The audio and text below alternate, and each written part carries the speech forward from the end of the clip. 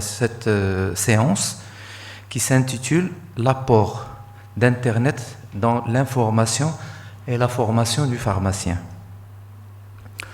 C'est un sujet que je suis de très très près, et comme un bon nombre d'entre vous. Et on a vu les choses changer en très peu de temps, pratiquement en 2 décennies. C'est une vraie révolution.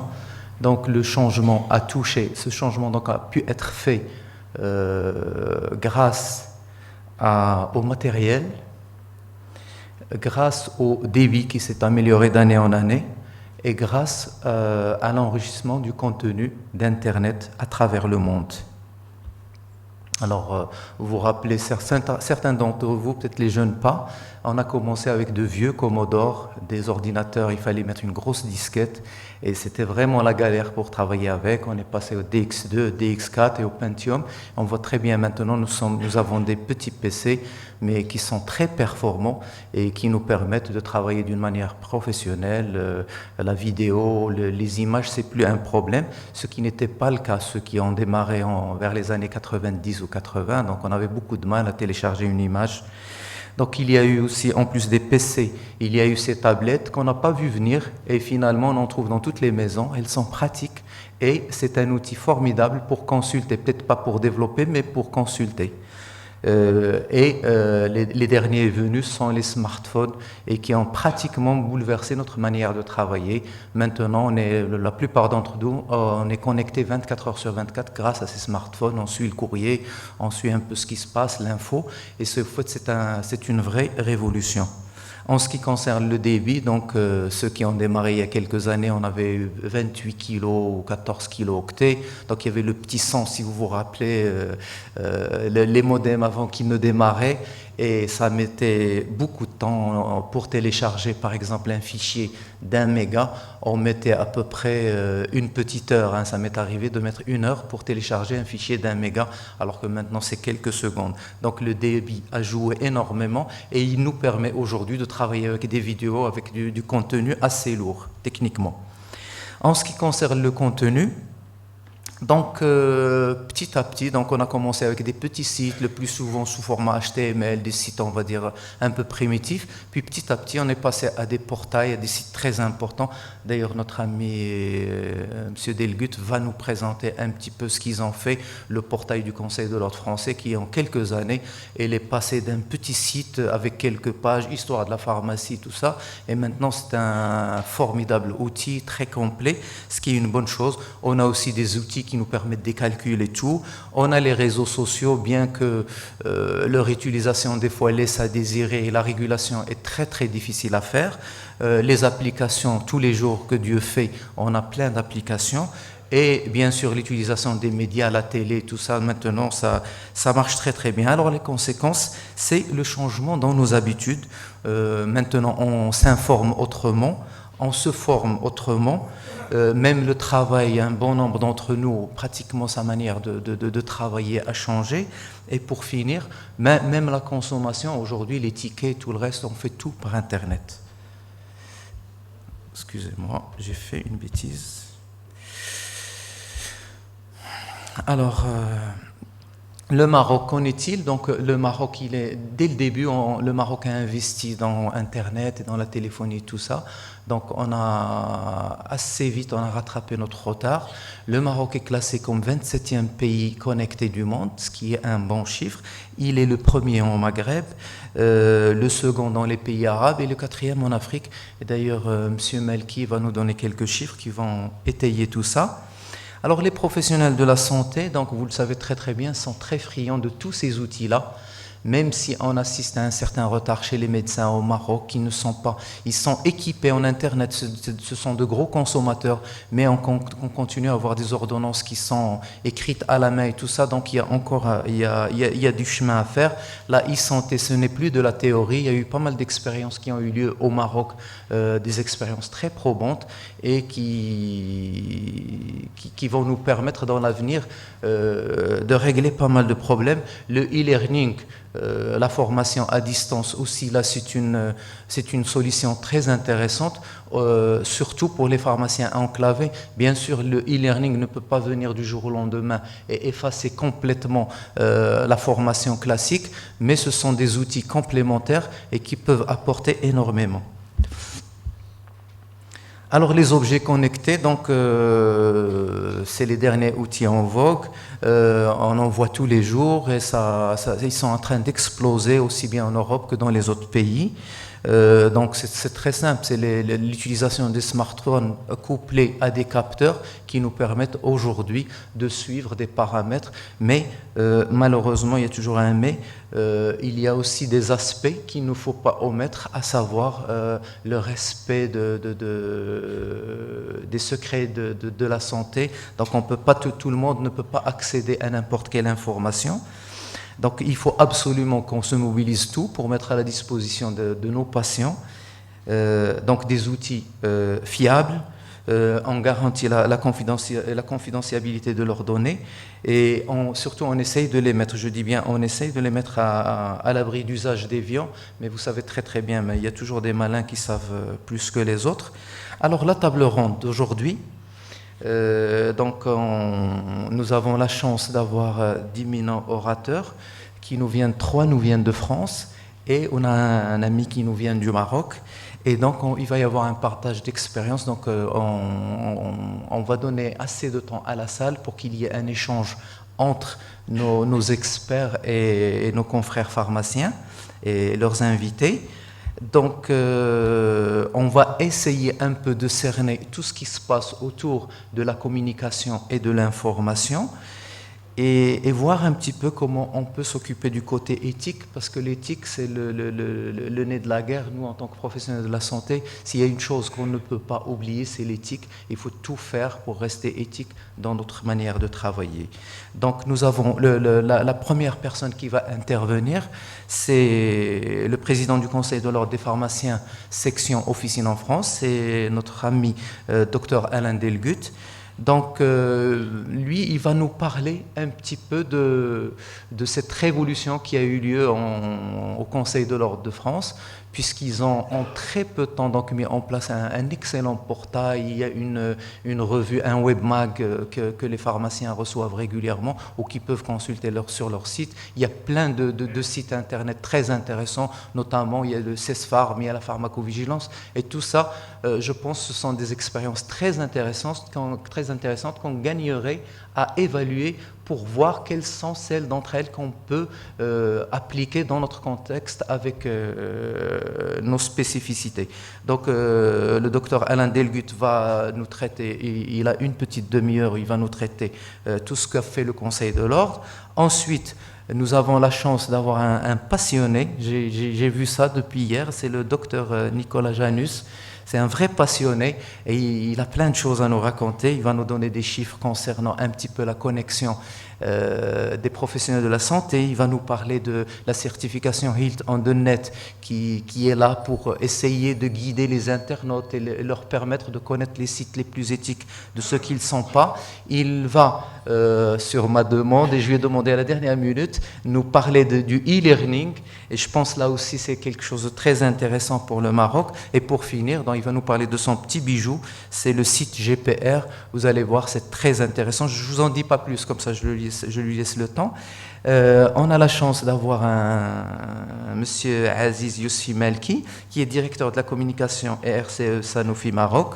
Donc il va nous parler de l'apport d'Internet dans l'information et la formation du pharmacien, mais lui il va voir ça du côté industriel et il a pas mal de choses à nous apprendre. Il y aura des statistiques, Internet et tendance digitale au Maroc. Il va nous parler des exemples de solutions digitales.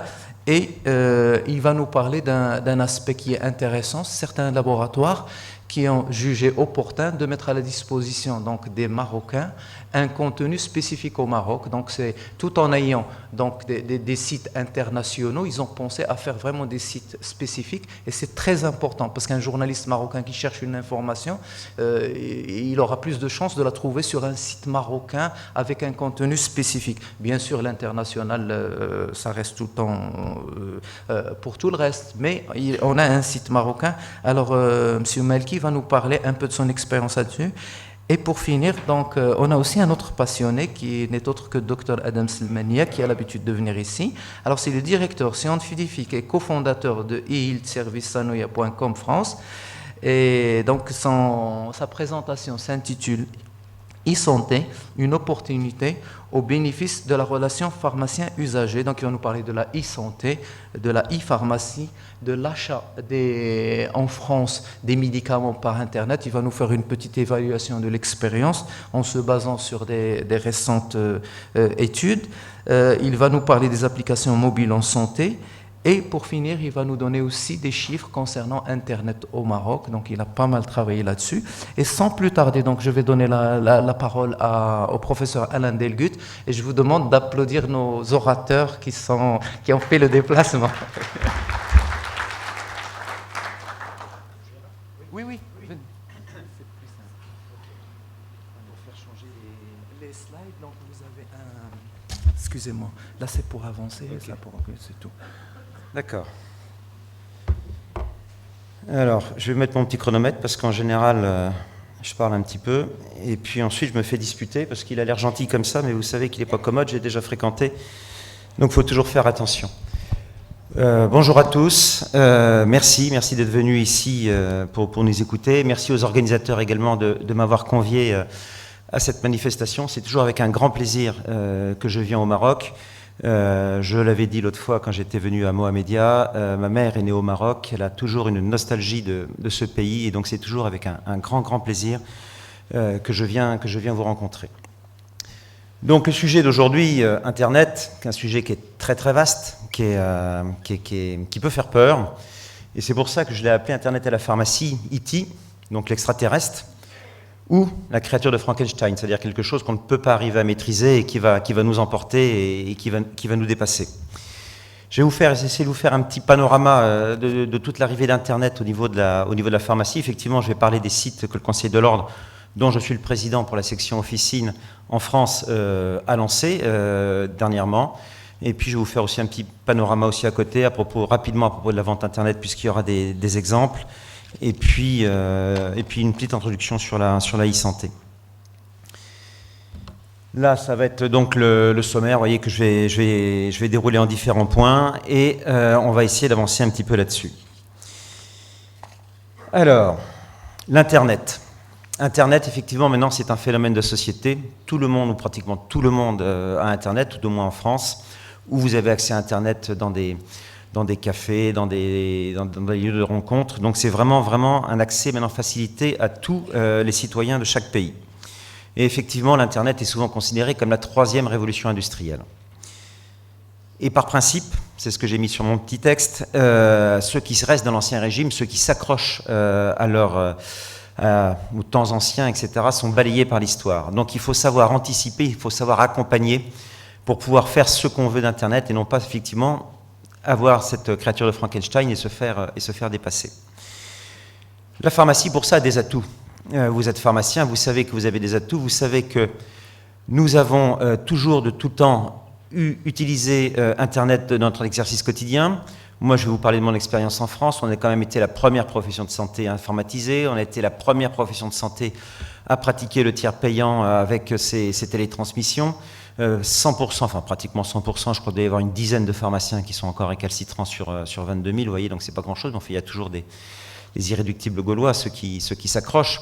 Donc la majorité, l'immense majorité, la quasi-totalité utilise Internet maintenant dans son usage quotidien.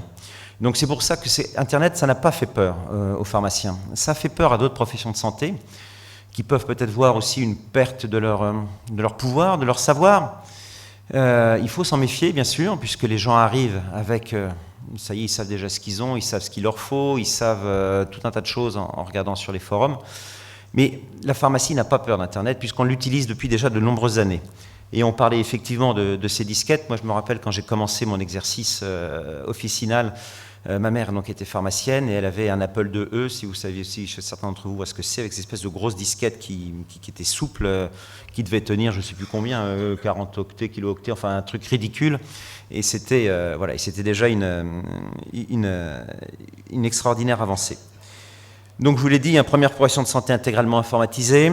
on pratique le tiers payant depuis des années. En France, en ce moment, il y a une polémique parce que l'État français voudrait que les médecins pratiquent le tiers payant et les médecins s'opposent à cette pratique.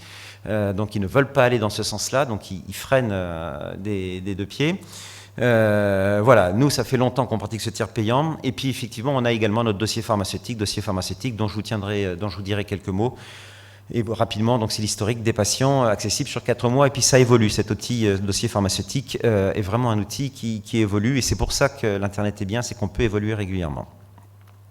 Alors, premier point qui a défrayé la chronique, surtout ces derniers temps, en France tout du moins, c'est le commerce électronique des médicaments. Vous savez que, je ne sais pas si vous savez, mais je ne sais pas comment ça se passe au Maroc, je ne sais pas si on peut acheter ou pas des médicaments par Internet avec des pharmacies, pas encore. Eh bien, en France, maintenant, c'est devenu une réalité. On avait toujours été à l'écart de ce mouvement, comme d'autres pays, comme l'Allemagne, qui avait anticipé ça depuis 2003. Et nous, ça s'est déclenché donc fin 2012 et début 2013. Au début, le Conseil de l'ordre que je représente a toujours émis des réserves en disant bien que c'était sanitairement pas inopportun, mais juridiquement inéluctable. Et je vais tâcher de vous expliquer pourquoi. Sanitairement inopportun, vous le savez tous, quand vous êtes au comptoir, quand vous rencontrez votre patient, eh bien vous avez une approche personnalisée. Ce que les médecins appellent le dialogue singulier avec leur patient, eh bien vous l'avez avec votre patient en face de vous, derrière le comptoir, vous pouvez discuter avec lui. Vous pouvez ressentir les choses, on voit quand les gens sont pas à l'aise, on arrive à sentir avec un peu de pratique quand les gens ou pas ont quelque chose à cacher ou ont oublié quelque chose, on arrive à discuter un petit peu avec eux et puis surtout on peut essayer de traquer le mésusage de certains médicaments et vous les connaissez aussi bien que moi. Et en plus, Internet a quand même un petit frein. Quand vous êtes en discussion comme ça, en face à face, vous pouvez parler librement, vous pouvez vous exprimer, vous pouvez regarder, écouter, savoir si votre patient a compris ce que vous lui expliquez, la posologie, les conseils, etc. Et là, avec Internet, on a beaucoup plus de mal. Voilà, donc ça, effectivement, c'est la base de notre métier. On a toujours une relation directe avec le patient. Et le fait de passer par l'intermédiaire d'un écran peut nous poser des difficultés. Alors donc c'est pour ça qu'on disait sanitairement inopportun, mais pourquoi juridiquement inéluctable? C'est l'arrêt Doc Morris, je ne sais pas si vous êtes au courant de cet arrêt. Cet arrêt Doc Morris, c'est le nom d'une pharmacie hollandaise qui avait souhaité vendre des médicaments par Internet, par voie électronique comme ça, en Allemagne. L'Allemagne s'était opposée. Doc Morris avait porté plainte auprès du tribunal de l'Union européenne, à la Cour de justice de l'Union européenne, puisque nous sommes dans le cadre de l'Europe. Et la Cour de justice de l'Union européenne a rendu cet arrêt en disant qu'un État ne pouvait pas s'opposer à la vente des médicaments en prescription médicale facultative, c'est-à-dire des médicaments sans prescription par un médecin. Là-dessus, ensuite, avec le développement de la vente par Internet, l'arrivée des faux médicaments, de la contrefaçon, la Commission européenne s'est dit, le gouvernement européen s'est dit qu'il fallait lutter contre ce trafic de faux médicaments et donc a lancé une directive donc, contre ces faux médicaments et donc a voulu inciter les États à mettre en place cette vente de médicaments par Internet pour éviter que les gens qui veulent quand même acheter des médicaments aillent s'approvisionner vers des circuits frauduleux et plus que douteux. Et donc cette directive a été émise en 2011 avec une application à la fin 2012. Une directive, pour vous expliquer un petit peu ce que c'est, en Europe, eh bien, c'est quelque chose auquel les États ne peuvent pas se soustraire. C'est une contrainte, un État ne peut pas se soustraire à cette directive, sinon il peut avoir des pénalités. Donc c'est quelque chose qui a été voté par le gouvernement européen, qui a été voté par nos présidents et nos ministres, et donc c'est quelque chose qui s'est appliqué. Ça s'est donc appliqué fin 2012 en France avec un arrêté, et là l'ordre a travaillé là-dessus avec le ministère de la Santé, avec un arrêté des bonnes pratiques pour essayer de canaliser et justement que cette vente par Internet ne devienne pas Frankenstein, ce que je vous disais tout à l'heure, avec des quantités à délivrer, un traitement d'urgence ou pas plus d'un mois, une sécurité notamment sur les sites, avec des sites de données chez un hébergeur de données de santé agréé, avec une traçabilité au niveau des envois, avec un échange, un questionnaire médical auprès des patients, pour pas qu'il puisse être, pour que le pharmacien puisse faire son métier. Rapidement, quels sont les points importants? Eh bien, c'est que cette vente de médicaments par Internet est limitée aux seules pharmacies d'officine autorisées. C'est-à-dire que cette vente de médicaments est obligatoirement adossée à une pharmacie, ce qu'on appelle une pharmacie de briques et de mortier, une pharmacie physique. Vous avez peut-être vu aussi en France qu'il y a eu ce projet de loi sur la déréglementation avec des volontés de certains acteurs de la grande et moyenne surface de s'emparer de ce marché du médicament. Ça a bien été rappelé, et donc c'est uniquement adossé à une pharmacie réelle et physique. Parce que vous avez un pharmacien responsable, parce que vous avez un lieu qui peut être inspecté par l'État français, par l'intermédiaire des inspecteurs des ARS, des agences régionales de santé. Et voilà pourquoi l'État a voulu sécuriser au maximum cette dispensation en mettant tous les garde-fous possibles. Il faut que les pharmacies, pour qu'ils puissent assurer cette vente de médicaments par Internet, aient une autorisation. Ils doivent donc répondre à un cahier des charges. Et donc, je vous parlais tout à l'heure notamment de cet hébergeur de données de santé agréé. Il faut que les données, puisque comme on a un questionnaire obligatoire à faire remplir pour les patients, est-ce que vous êtes un homme, une femme, est-ce que vous êtes enceinte, est-ce que vous prenez un autre traitement, des choses comme ça, il faut que ce soit chez un hébergeur de données de santé agréé. Donc voilà, il y a tout un tas de points comme ça que les pharmacies doivent respecter. Là également en France, c'est limité à la prescription médicale facultative, donc pas de prescription médicale obligatoire, contrairement par exemple à l'Allemagne, qui a été donc condamnée en 2003, et elle, donc du coup, a tout ouvert, c'est-à-dire vente des médicaments en prescription médicale facultative et vente des médicaments en prescription médicale obligatoire. Pour vous donner un ordre d'idée, puisque l'Allemagne a 10 ans, enfin 11 ans, bientôt 12 ans de recul, la vente représente des médicaments par Internet, représente un peu moins de 3% du volume des médicaments vendus. Je crois que c'est 0,8% des médicaments sur ordonnance, donc vous voyez, c'est très très faible. Et c'est 10, à peu près un petit peu moins de 10% des médicaments en prescription médicale facultative. Voilà, pour vous donner un petit peu d'ordre d'idée. La France, ça fait 1 an. L'Allemagne, il y a 228 officines, je crois, qui font le commerce de médicaments. Et l'Allemagne, c'est 2000, c'est 10 fois plus, c'est 2200. Voilà, et puis donc ce respect des bonnes pratiques sous peine de sanction, parce qu'il est important absolument de canaliser cette vente et qu'on n'arrive pas à avoir tout et n'importe quoi. Quels sont les premiers bilans qu'on peut avoir? Donc je vous ai mis 226 pharmacies autorisées à ce jour. Toutes ne fonctionnent pas encore, elles sont autorisées, mais toutes ne pratiquent pas encore la vente de médicaments.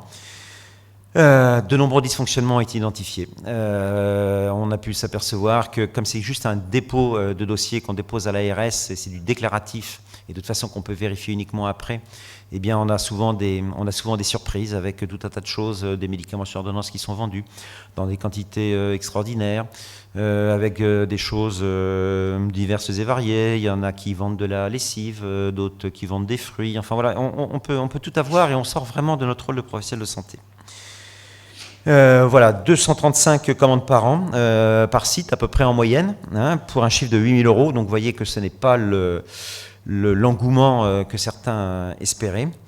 8 000 €, donc j'ai mis 86 000 dirhams. J'espère que je ne me suis pas trompé, que ma secrétaire ne s'est pas trompée dans la... Ouais, c'est ça, voilà, bon, donc c'est ça. Voilà, ce sont des chiffres, parce qu'au début, ça allait être la révolution, on allait tout faire dessus. Vous voyez que ce sont quand même des chiffres. La pharmacie moyenne fait 1 400 000 €, 1 450 000 € pour vous donner un rapport. Donc 8 000 € sur 1 450 000 €. Vous voyez que ce n'est pas énorme, mais 30% des Français se disent prêts à acheter en ligne des médicaments. Et effectivement, quels sont les médicaments qui sont prêts à acheter en ligne? C'est les médicaments de fond en général, donc c'est les traitements substitutifs contre le tabac, parce que c'est des traitements qui sont sur 2-3 ans, où il y a une forte concurrence par les prix. Ça va être des médicaments contre l'insuffisance veineuse, des choses comme ça qu'on peut acheter à l'avance et qu'on sait qu'on prendra pendant 2 ou 3 mois. Voilà. Puis bien sûr, beaucoup de sites de présentation des officines, beaucoup de sites, moi j'en ai un également, qui présente mon officine et qui permet de faire voir tous les services que j'offre à mes patients. Donc voilà, vous voyez, ce monstre, cette inquiétude qui est arrivée est à peu près canalisée, bordée pour le bien des patients, puisque c'est ça qui doit nous animer. Et il n'y a que comme ça d'ailleurs qu'on peut justifier un encadrement des pratiques au niveau du commerce électronique. Donc ça, c'était la première révolution. La dernière révolution, la grosse révolution dans la pharmacie, c'était cette vente de médicaments autorisés par Internet, parce que c'était vraiment un sujet d'inquiétude chez beaucoup d'officinaux. Deuxième point sur lequel je voulais insister sur Internet, c'est l'outil au service du pharmacien. Et là, c'est votre exercice quotidien, c'est notre exercice quotidien, c'est le DP, c'est-à-dire le dossier pharmaceutique. Le dossier pharmaceutique, donc vous le voyez, c'est la conservation de tous les médicaments qui ont été délivrés par l'officine, par n'importe quelle officine en France, pendant 4 mois. On garde un historique pendant 4 mois, quelle que soit l'officine où vous allez.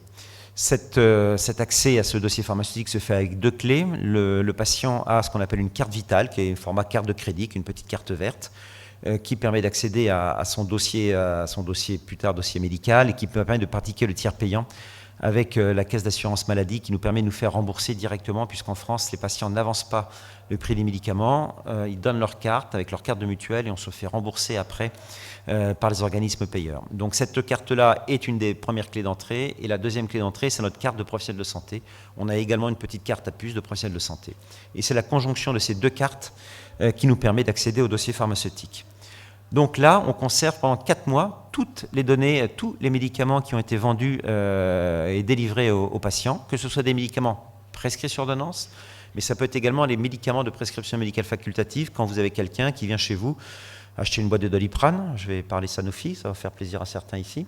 Donc quand on vient acheter une boîte de Doliprane, quand on vient acheter un médicament comme ça, on l'inscrit sur le dossier pharmaceutique pour...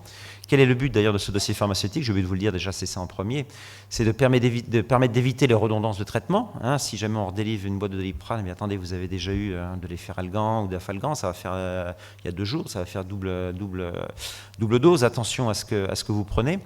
Donc voilà, ça va éviter les interactions.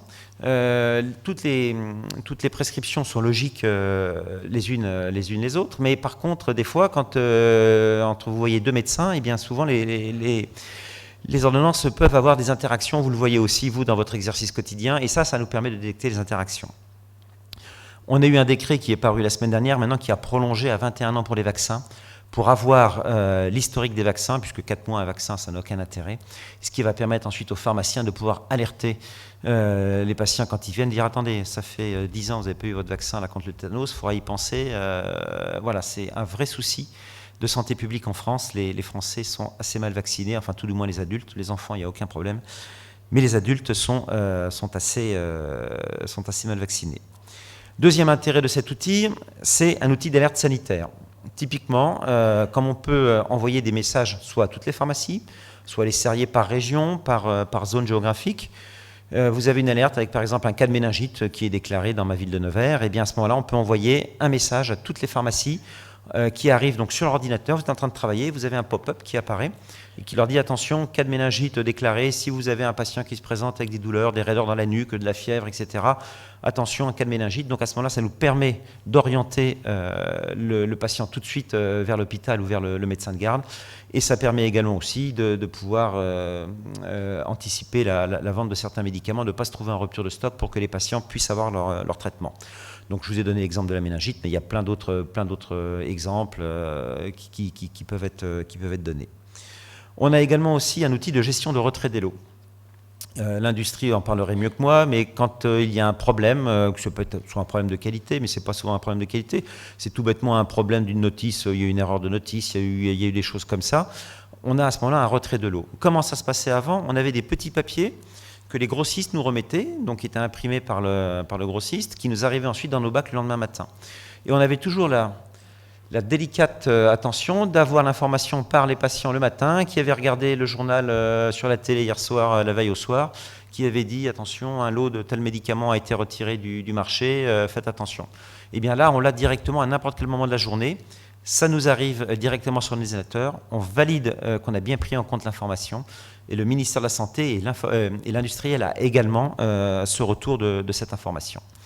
Voilà, donc là c'est vraiment un outil, c'est ça Internet aussi, c'est la rapidité de l'information, ce qui nous permet d'avoir tout de suite l'information et de pouvoir anticiper.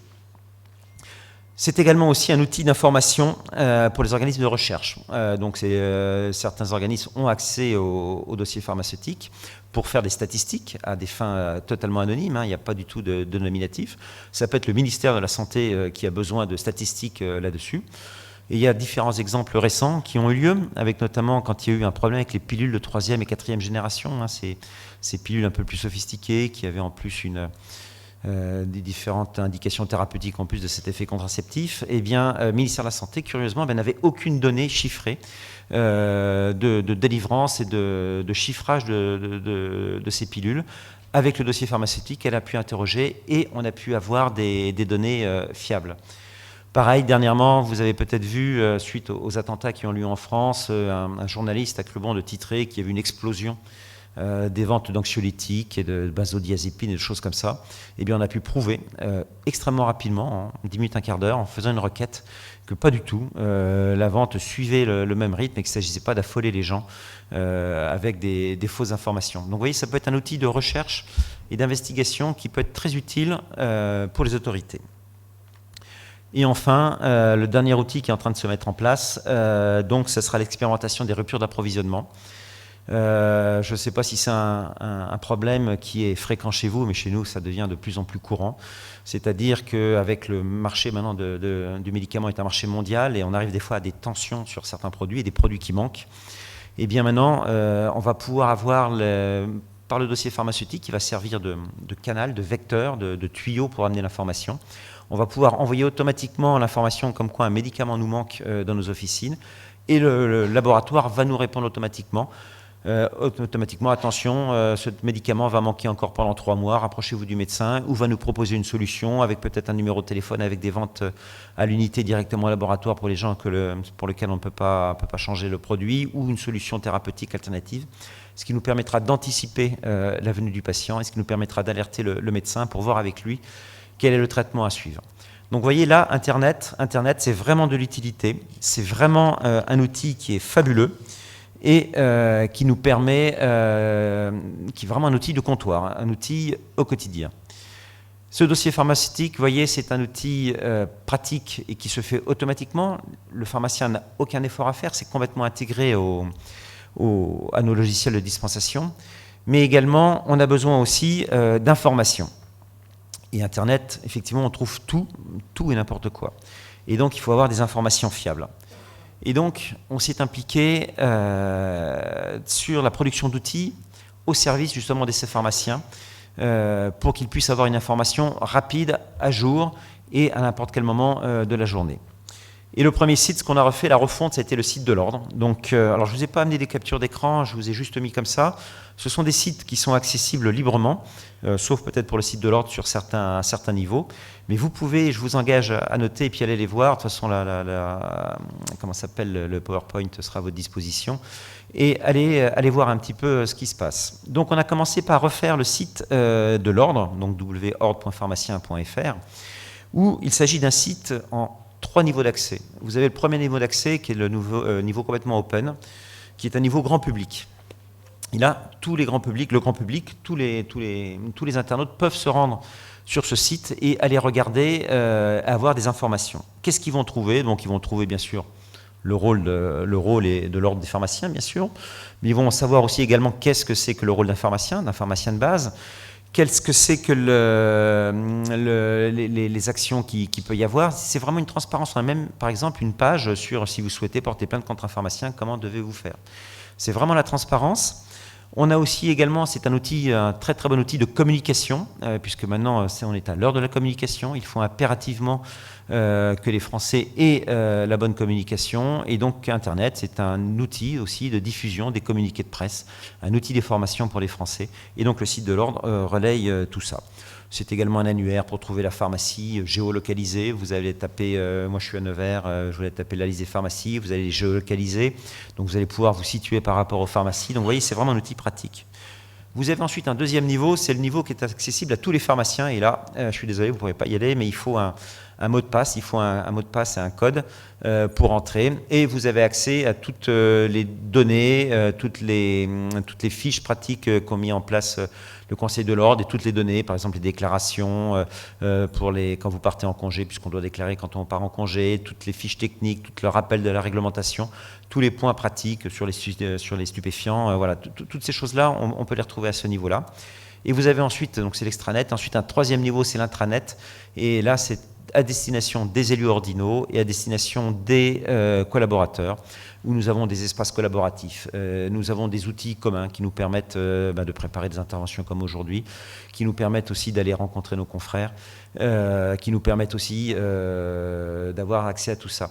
J'ai oublié de vous dire aussi, on a une base de jurisprudence qui est accessible à tous les internautes, c'est-à-dire que tous les internautes peuvent voir si effectivement un pharmacien, enfin c'est fait de façon anonyme, mais quelles sont les causes pour lesquelles on peut porter plainte contre un pharmacien et les sanctions qui ont été prononcées.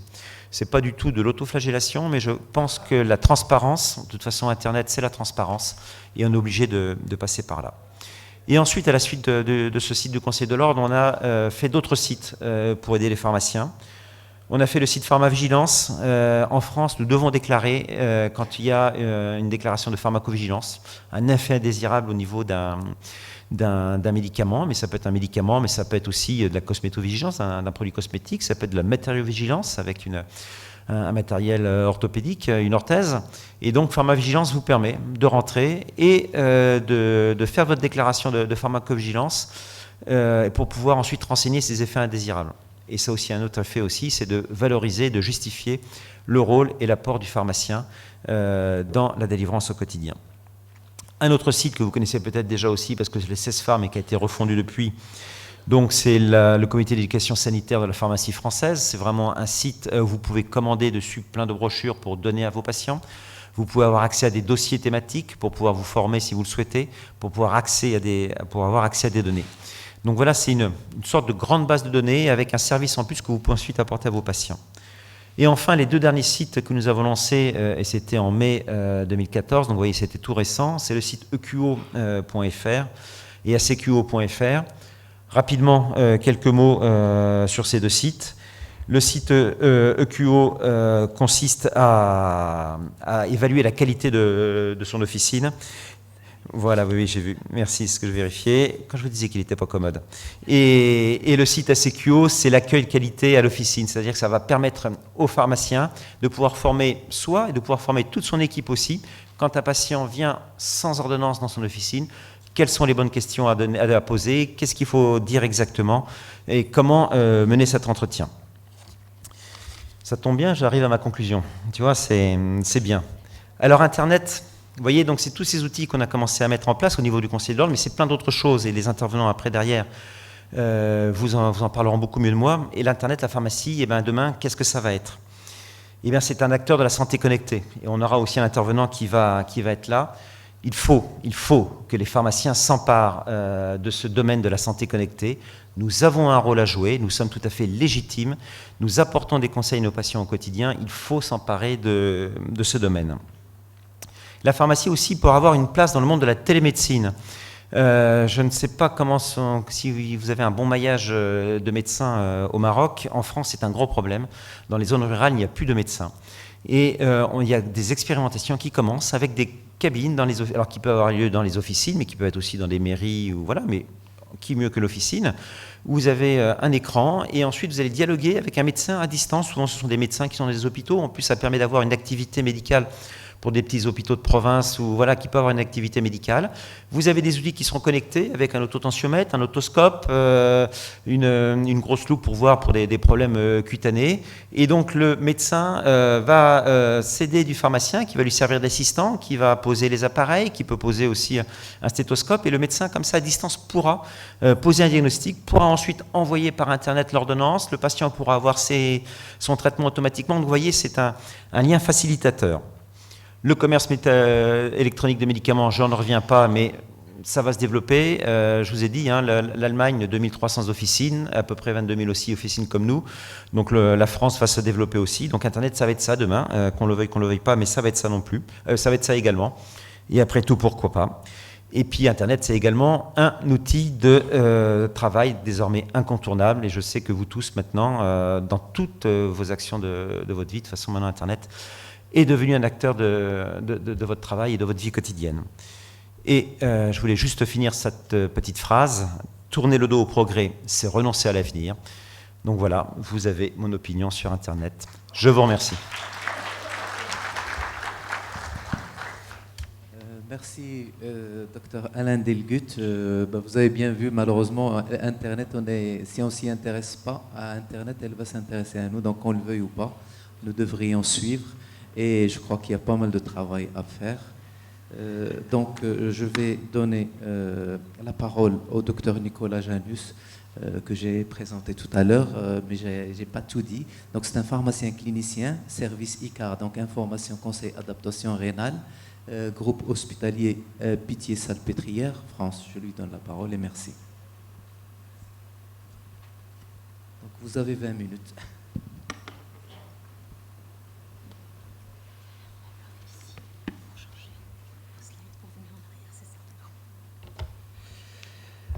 Mesdames, Messieurs, chers collègues, tout d'abord je voulais remercier les organisateurs pour m'avoir invité et permis d'être parmi vous aujourd'hui, ainsi que les personnes qui nous ont pris en charge sur l'aspect purement communication scientifique, puisque ça nous a permis de bien cerner les attentes de chacun, et également les partenaires industriels, puisque nous avons besoin de partenaires industriels pour faire ce genre d'événement, sinon ce ne serait pas possible.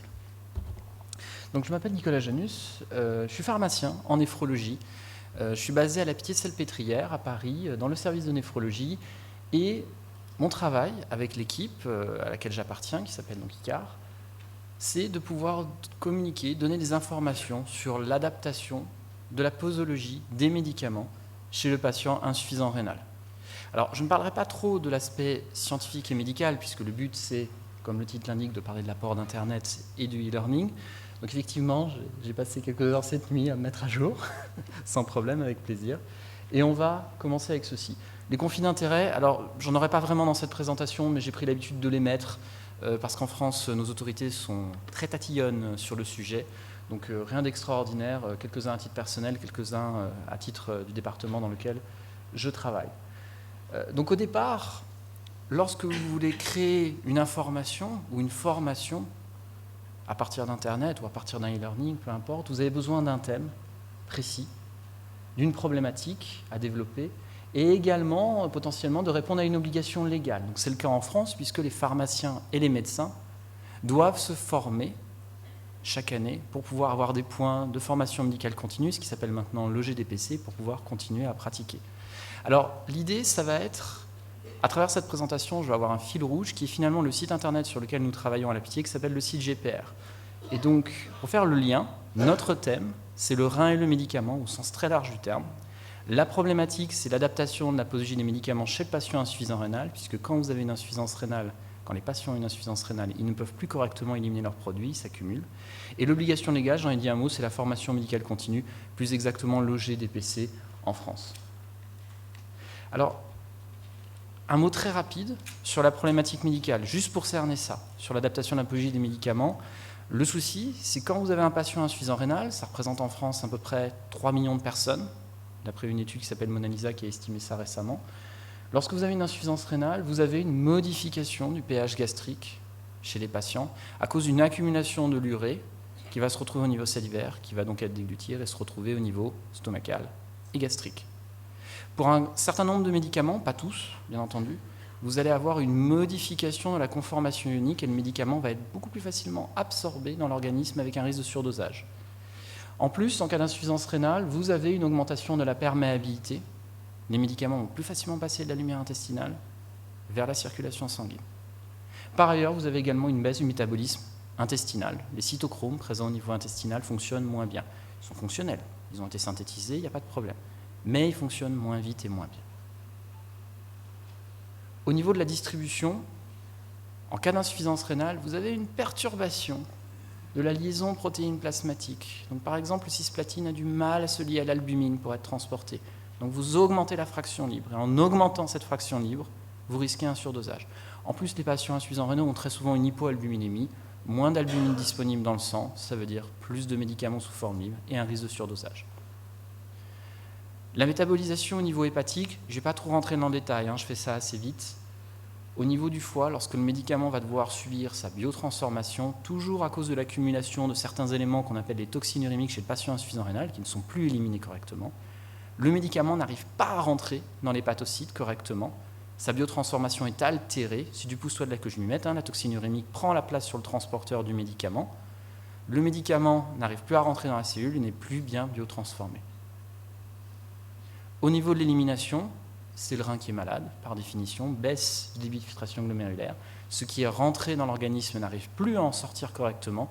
Le médicament a du mal à atteindre le compartiment urinaire et il y a donc un risque d'accumulation, de surdosage et d'effets iatrogènes finalement liés à la dose dépendance. Donc ça, c'était juste la problématique purement scientifique pour parler de la formation Internet à travers le service ICAR et le site GPR. Donc nous, si vous voulez, c'est un service qui a été créé en 1999 et on a suivi l'évolution des techniques, du numérique pour pouvoir s'adapter en termes de contenu et en termes de public. Au départ, c'était un service téléphonique. Bonjour, je voudrais donner du cisplatine à un patient insuffisant rénal, comment faire ? Et on lui faisait une réponse par écrite pour lui dire, chez votre patient, ce sera cette dose parce que 3 études ont dit cela, de façon très schématique. Ensuite, on a fait des livres pour justement pouvoir répondre à un besoin d'avoir dans un seul ouvrage l'ensemble des recommandations fonctionnées. Et puis on a décidé de créer un site internet. Tout d'abord une première version en 2015, une bêta-test en fait, pour avoir l'opinion des néphrologues et des pharmaciens. Et puis ensuite en 2010, donc vous voyez, c'est pas si vieux quand même, une version définitive pour pouvoir apporter l'information sur l'adaptation de la posologie au plus grand nombre de personnes. Et puis on a fait une mise à jour récente pour répondre à certains besoins. Et c'est l'un des premiers éléments finalement de l'information et de la formation, c'est d'être à l'écoute des personnes qui vont venir sur les sites internet, qui vont venir assister aux formations pour savoir comment adapter leur contenu à leurs besoins. Alors au départ, comme je vous l'ai dit, c'était ça, une machine à écrire. Moi j'ai connu ça, hein. Je ne suis pas très vieux, mais je ne suis pas très jeune non plus. Et il y a une époque où effectivement on devait écrire. Et comme certains d'entre vous peut-être, je passais des heures à corriger mes erreurs, parce que je ne suis pas bon en orthographe. Et contrairement à un ordinateur, ce n'était pas du tout pratique. Et puis maintenant, nous avons un nombre de gadgets impressionnants, les emails, les téléphones, les smartphones, etc., un nombre de devices qui nous permettent d'être informés et de former nos collègues à travers le monde en permanence. Alors, j'ai trouvé quelques données d'utilisation, on va dire, des appareils numériques par les professionnels de santé. Alors, vous m'excuserez, ce sont des données françaises que j'ai trouvées dans le rapport CESIM de 2012. Probablement que ces chiffres ont évolué, mais à mon avis, ils auront plutôt évolué dans le sens où ce sera plus important. Les médecins généralistes, 86% par exemple, déclarent utiliser Internet pour des raisons médicales, et on retrouve des chiffres assez importants, le plus important étant pour les pharmaciens. Donc oui, nos collègues, quelle que soit leur discipline, utilisent Internet dans leur pratique quotidienne. Beaucoup vont utiliser pour ça un smartphone. Donc moi j'en ai un là que j'ai mis pour ne pas oublier le temps à décompter. Nous sommes très nombreux à en avoir un, et vous voyez en France il y a une grosse prédomination des iPhones. Je précise que je n'ai pas de conflit d'intérêt avec Apple, ni avec les autres, avec personne en fait. Petite part marginale pour Android, mais je pense que c'est ceux qui remporteront à terme le marché parce que les plus jeunes sont équipés de dispositifs Android parce qu'il y a pas mal de choses gratuites. Mais bon, ça c'est un détail, l'idée c'était plutôt de dire nous sommes équipés et nous l'utilisons, puisque quand on regarde que les professionnels de santé sont équipés de smartphones, ils l'utilisent majoritairement pour aller sur Internet, pour voir les emails, bon, ça, les emails c'est un petit peu à part la discussion, et pour regarder des bases de données de médicaments. Donc vous voyez, ça concerne tout le monde, hein. Ce n'est pas que les pharmaciens bien entendu, mais l'idée c'est que effectivement les gens sont connectés, effectivement les gens l'utilisent, et ils l'utilisent en plus pour leur pratique médicale. Donc il y a quelque chose à faire. Mais si tout le monde utilise ces produits, on se retrouve aussi confronté à une véritable jungle numérique, parce qu'on se retrouve avec beaucoup de sites internet, beaucoup de formations en ligne, beaucoup de e-learning. On ne sait pas exactement toujours à qui c'est destiné, quel est le but, à quoi ça sert, est-ce que ça a été mis à jour, est-ce que c'est fiable, qui l'a fait. Et au final, trop d'informations tue l'information. Et à ça, il y a une réponse qui existe, qui n'est peut-être pas encore adéquate, mais qui existe quand même, c'est le HON Code. Le HON Code, ça veut dire Health on the Net, c'est une organisation qui est basée en Suisse et qui se propose de délivrer un label au site internet pour pouvoir certifier qu'ils répondent à une charte de qualité précise. C'est international, ça concerne tous les sites d'information sur les médicaments, ou bien sûr des sites d'information médicale de cours. Ça couvre un grand nombre de pays, comme vous le voyez, et c'est quand même quelque chose de point. Ils ont un site internet, qui était ici présenté via le portail de la HAS, en France, la Haute Autorité de Santé, qui justement proposait aux Français, au site internet français, excusez-moi, de pouvoir se labelliser HON. Alors, c'est un système qui fonctionne assez simplement. Tout le monde peut le demander. quelle que soit l'origine, le thème, l'endroit où est basé le site internet. C'est gratuit pour l'instant. Je ne suis pas sûr qu'ils pourront toujours le faire gratuitement, mais pour l'instant c'est gratuit. Et il faut simplement remplir un certain nombre de conditions, de principes, les principes du HON Code pour pouvoir l'avoir. Alors, je les ai énumérés, on va rentrer un tout petit peu dans le détail, mais de façon simple. Autorité, complémentarité, confidentialité, attribution, on va les voir. Justification, professionnalisme, transparence. C'est des mots qui font appel plutôt à du bon sens, rien d'exceptionnel. Et à travers le site internet, on va justement expérimenter ça. Les autorités, ce qu'ils veulent savoir en fait, c'est qui a travaillé sur le site internet. Qui a dit que c'était 20 mg et pas 30 ? Qui a dit qu'il fallait donner ce médicament plutôt qu'un autre ? Et donc nous, sur le site GPR, on a donc mis nos identités. Donc mon chef de service, le professeur Gilbert Deray, par exemple. Moi, je suis tout en bas, comme je suis un peu narcissique, je me suis mis, excusez-moi. On est identifié par nos noms, par nos diplômes, par nos professions, par l'endroit où on travaille. On respecte le code. Qui a travaillé sur le site, qui a mis les recommandations, c'est nous, voilà nos têtes, on est là. La complémentarité, alors ça c'est juste finalement pour ceux d'entre vous qui voudraient créer un site internet et adhérer au HON Code, il faut juste préciser que c'est un site d'information et que ça ne remplace pas une véritable relation entre un médecin et son patient et entre un pharmacien et son patient. C'est un détail purement technique, administratif même, mais il est nécessaire d'après le HON Code. La confidentialité, c'est assez évident. Tous ceux qui vont se connecter sur votre site internet, on devra garantir leur anonymat et qui ne seront pas répertoriés dans une base de données qui seront divulguées à un tiers, etc. Ça, c'est bien entendu pour tous les sites marchands. Hein. Quand vous achetez des chaussures en ligne sur Amazon, c'est pareil. L'attribution, alors effectivement, il faudra citer les sources de référence. C'est un élément assez evidence-based, donc ça rejoint un petit peu nos problématiques de fiabilité de l'information, mais ça a quand même ses limites. Donc nous, typiquement, excusez-moi, c'est un tout petit peu petit, ceci c'est une fiche de conseil d'adaptation posologique pour un patient insuffisant rénal qui est présent sur le site, je vous ai fait une capture d'écran, où on dit qu'il faudra donner tant de milligrammes chez le patient, et on a mis les références bibliographiques qui nous permettent de dire ça. Ainsi, n'importe qui veut aller vérifier que le 20 mg est bien justifié par ces documents peut aller les retrouver sur Internet, sur Medline, sur Cochrane, afin de pouvoir vérifier l'information. Par contre, là c'est un gros défaut de HON Code, c'est qu'il vérifie qu'on a mis l'information pour retrouver l'information. Il ne vérifie pas l'information.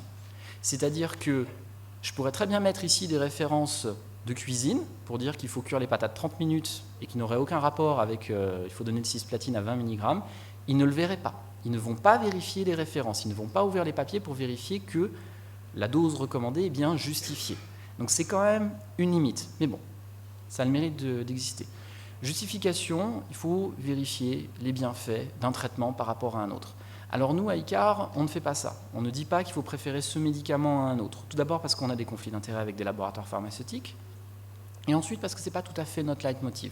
Nous, on veut plutôt proposer des doses adaptées aux patients insuffisants rénal une fois que le médecin et le pharmacien ont décidé d'un traitement. Donc c'est pour ça que je ne vous ai pas mis d'exemple pour celui-ci. Professionnalisme, il faut rendre l'information le plus accessible, le plus disponible, et notamment donner la possibilité de vous joindre. Donc il faut préciser un email, il faut préciser un moyen de vous appeler, de vous joindre, au cas où justement il y a un problème. Un élément important, la transparence des financements, eh bien oui, parce que forcément, si vous avez des financements publics, des financements privés, vous avez un lien d'intérêt potentiel selon vos recommandations, et donc il faut les préciser. Donc nous, bien entendu, on l'a fait.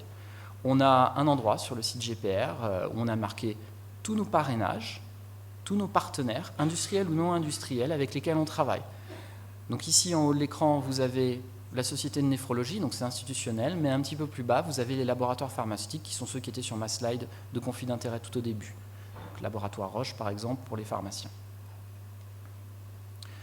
L'honnêteté dans la publicité et la politique éditoriale, alors ça ne nous concerne pas trop, on nous demande de séparer la politique publicitaire et la politique éditoriale, ça sonne un peu mieux pour finalement un journal. Comme nous ne faisons pas de publicité, nous ne sommes pas concernés par ça, mais l'idée c'est de dire que si vous faites la pub pour un produit, comme dans un journal, vous devez faire le distinguo avec un article que vous auriez en rapport avec ce produit. Donc au final, c'est quelque chose qui fonctionne bien, qui est actif, avec le HON Code qui vient régulièrement sur votre site pour vérifier que vous adhérez toujours au système, sinon il vous tape sur les doigts.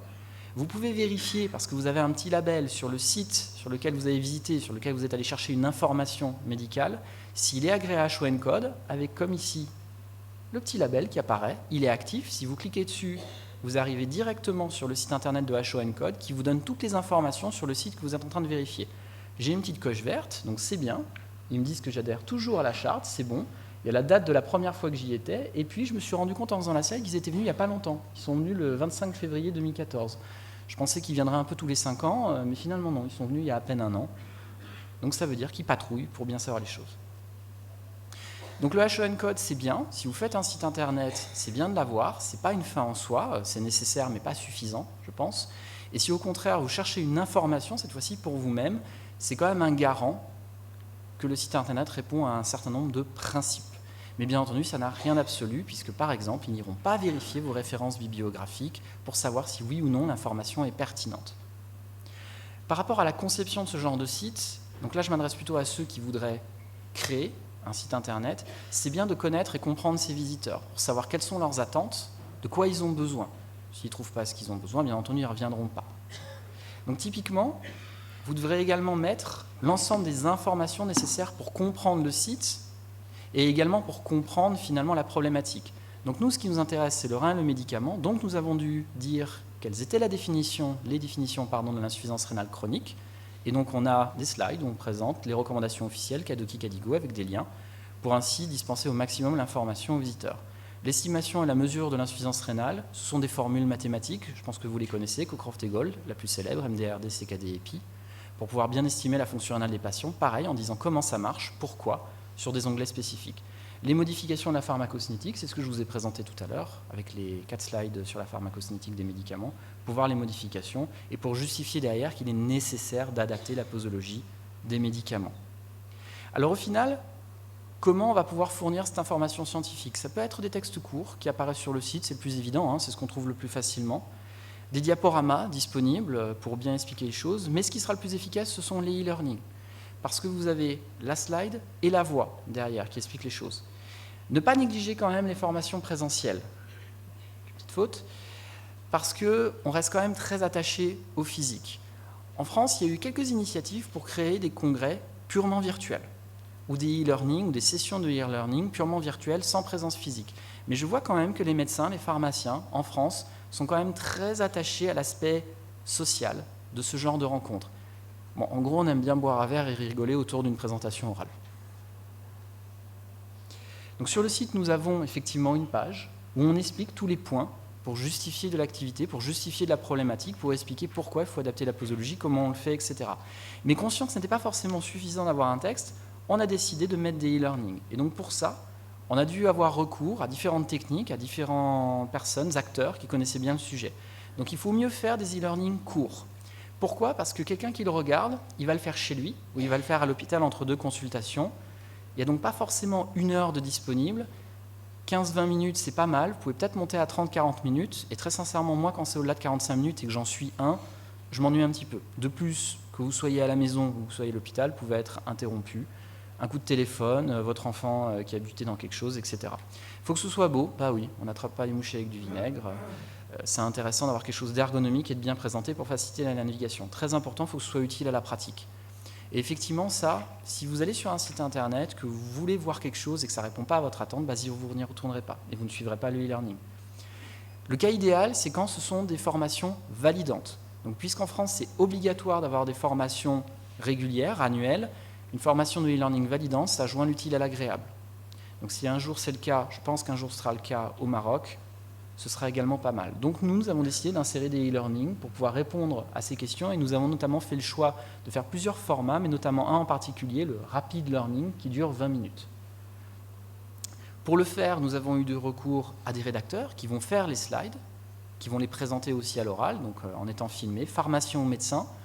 Ce n'est pas une obligation d'avoir des pharmaciens ou médecins qui s'adressent à des pharmaciens ou médecins, mais on peut s'attendre quand même à ce que ce soit des personnes qui connaissent bien leur sujet et qui connaîtront également les attentes du public. Mais ça pourrait être aussi une infirmière, par exemple. Il faut des reviewers, comme dans un journal. Quelqu'un qui va voir la présentation finale et qui va dire « là, tu parles trop de ceci, là, ça, ce n'est pas justifié, etc. » Ça peut être de nouveau des pharmaciens, des médecins, des professionnels de santé, mais également des ingénieurs pédagogiques. Alors, je vous en parle parce que je me suis rendu compte que moi, je ne savais pas vraiment comment capter l'attention sur un e-learning. Finalement, c'est tout l'art d'un communicant, d'avoir le ton de la voix, le fond de la bonne couleur, etc. Et on retrouve les mêmes codes, finalement, de communication.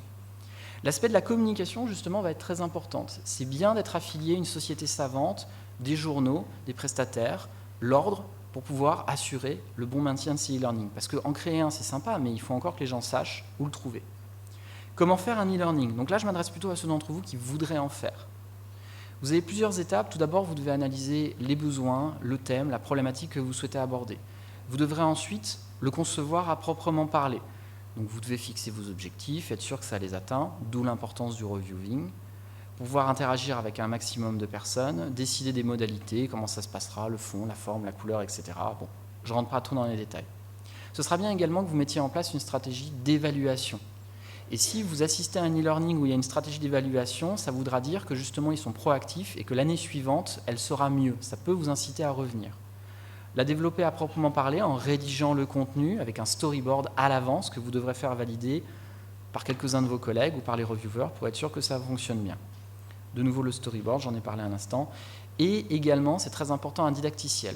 Et ça, lorsque vous hésitez à assister à différents e-learning, ça peut être important. Si vous voyez un onglet où quelqu'un vous dit comment ça marche, ça veut dire qu'il a pris la peine de se mettre à votre place et de dire « je dois quand même guider pas à pas les gens pour qu'ils sachent où cliquer, sinon ils peuvent être perdus et je dois faire attention à ça ». L'évaluation, donc dans le cadre en France de l'EGDPC, il est nécessaire de faire une évaluation avec un questionnaire à envoyer. Donc en gros, ça veut dire qu'il faut poser des questions à la personne qui assiste à l'e-learning, à distance, à chaud, à froid, pour être sûr que ça a bien été compris. Faire les mises à jour les années suivantes, voire même être à l'écoute des personnes pour pouvoir améliorer le e-learning au fur et à mesure du temps.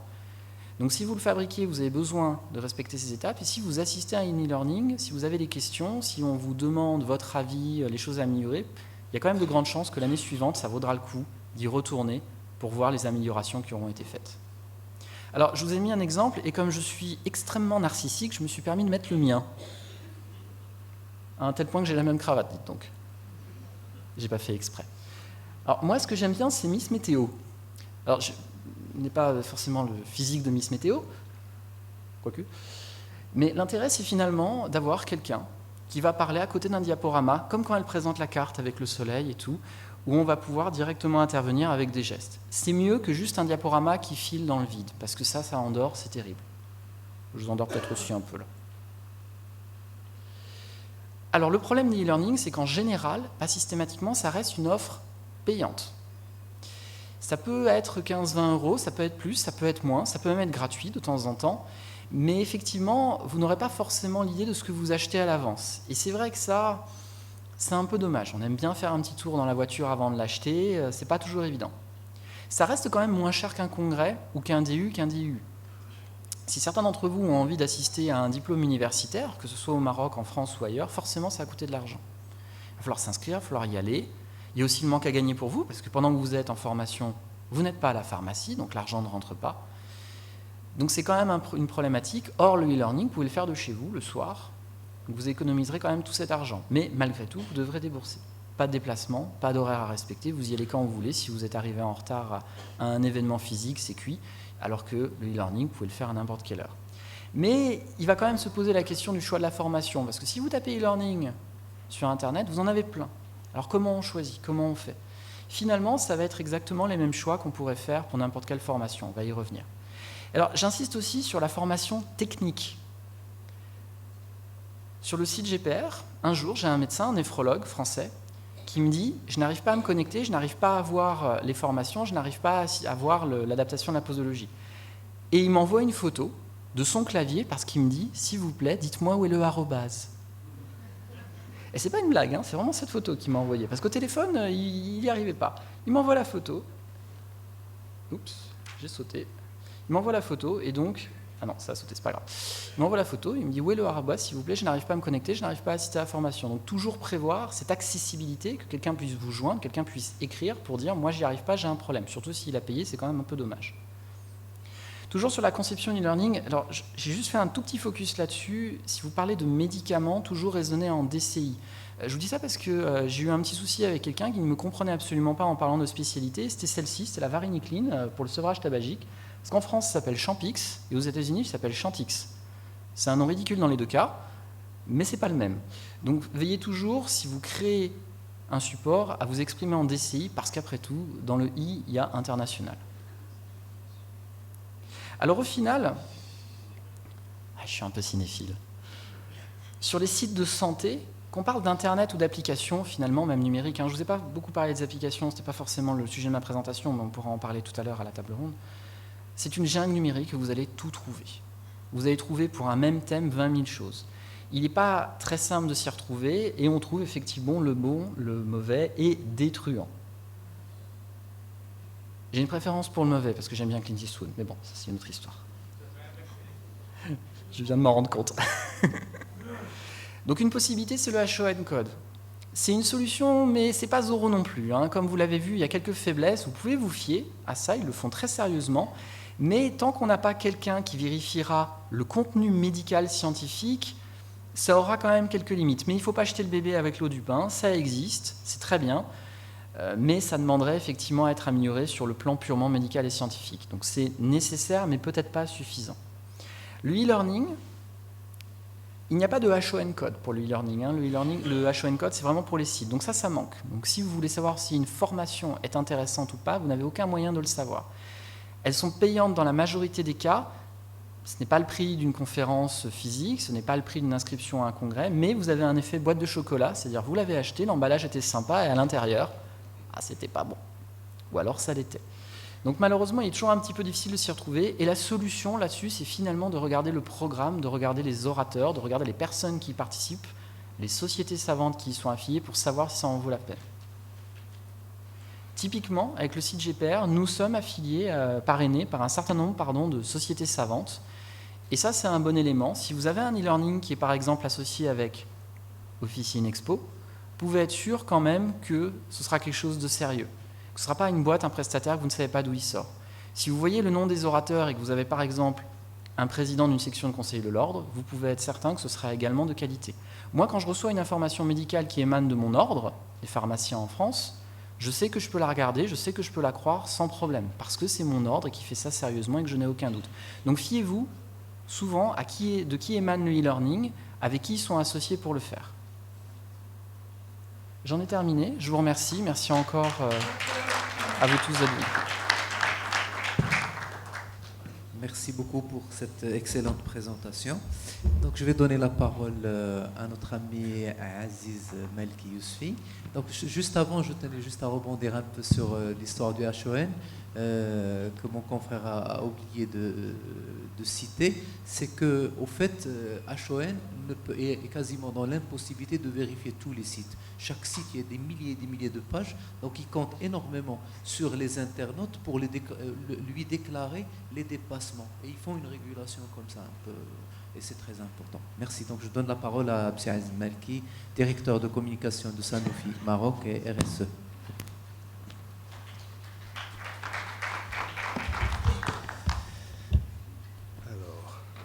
Bonjour mesdames et messieurs, Dr Daraji, merci pour votre présentation et merci aux organisateurs de m'avoir convié pour traiter donc le thème de cette conférence, je dirais qui est l'apport d'Internet dans l'information et la formation du pharmacien.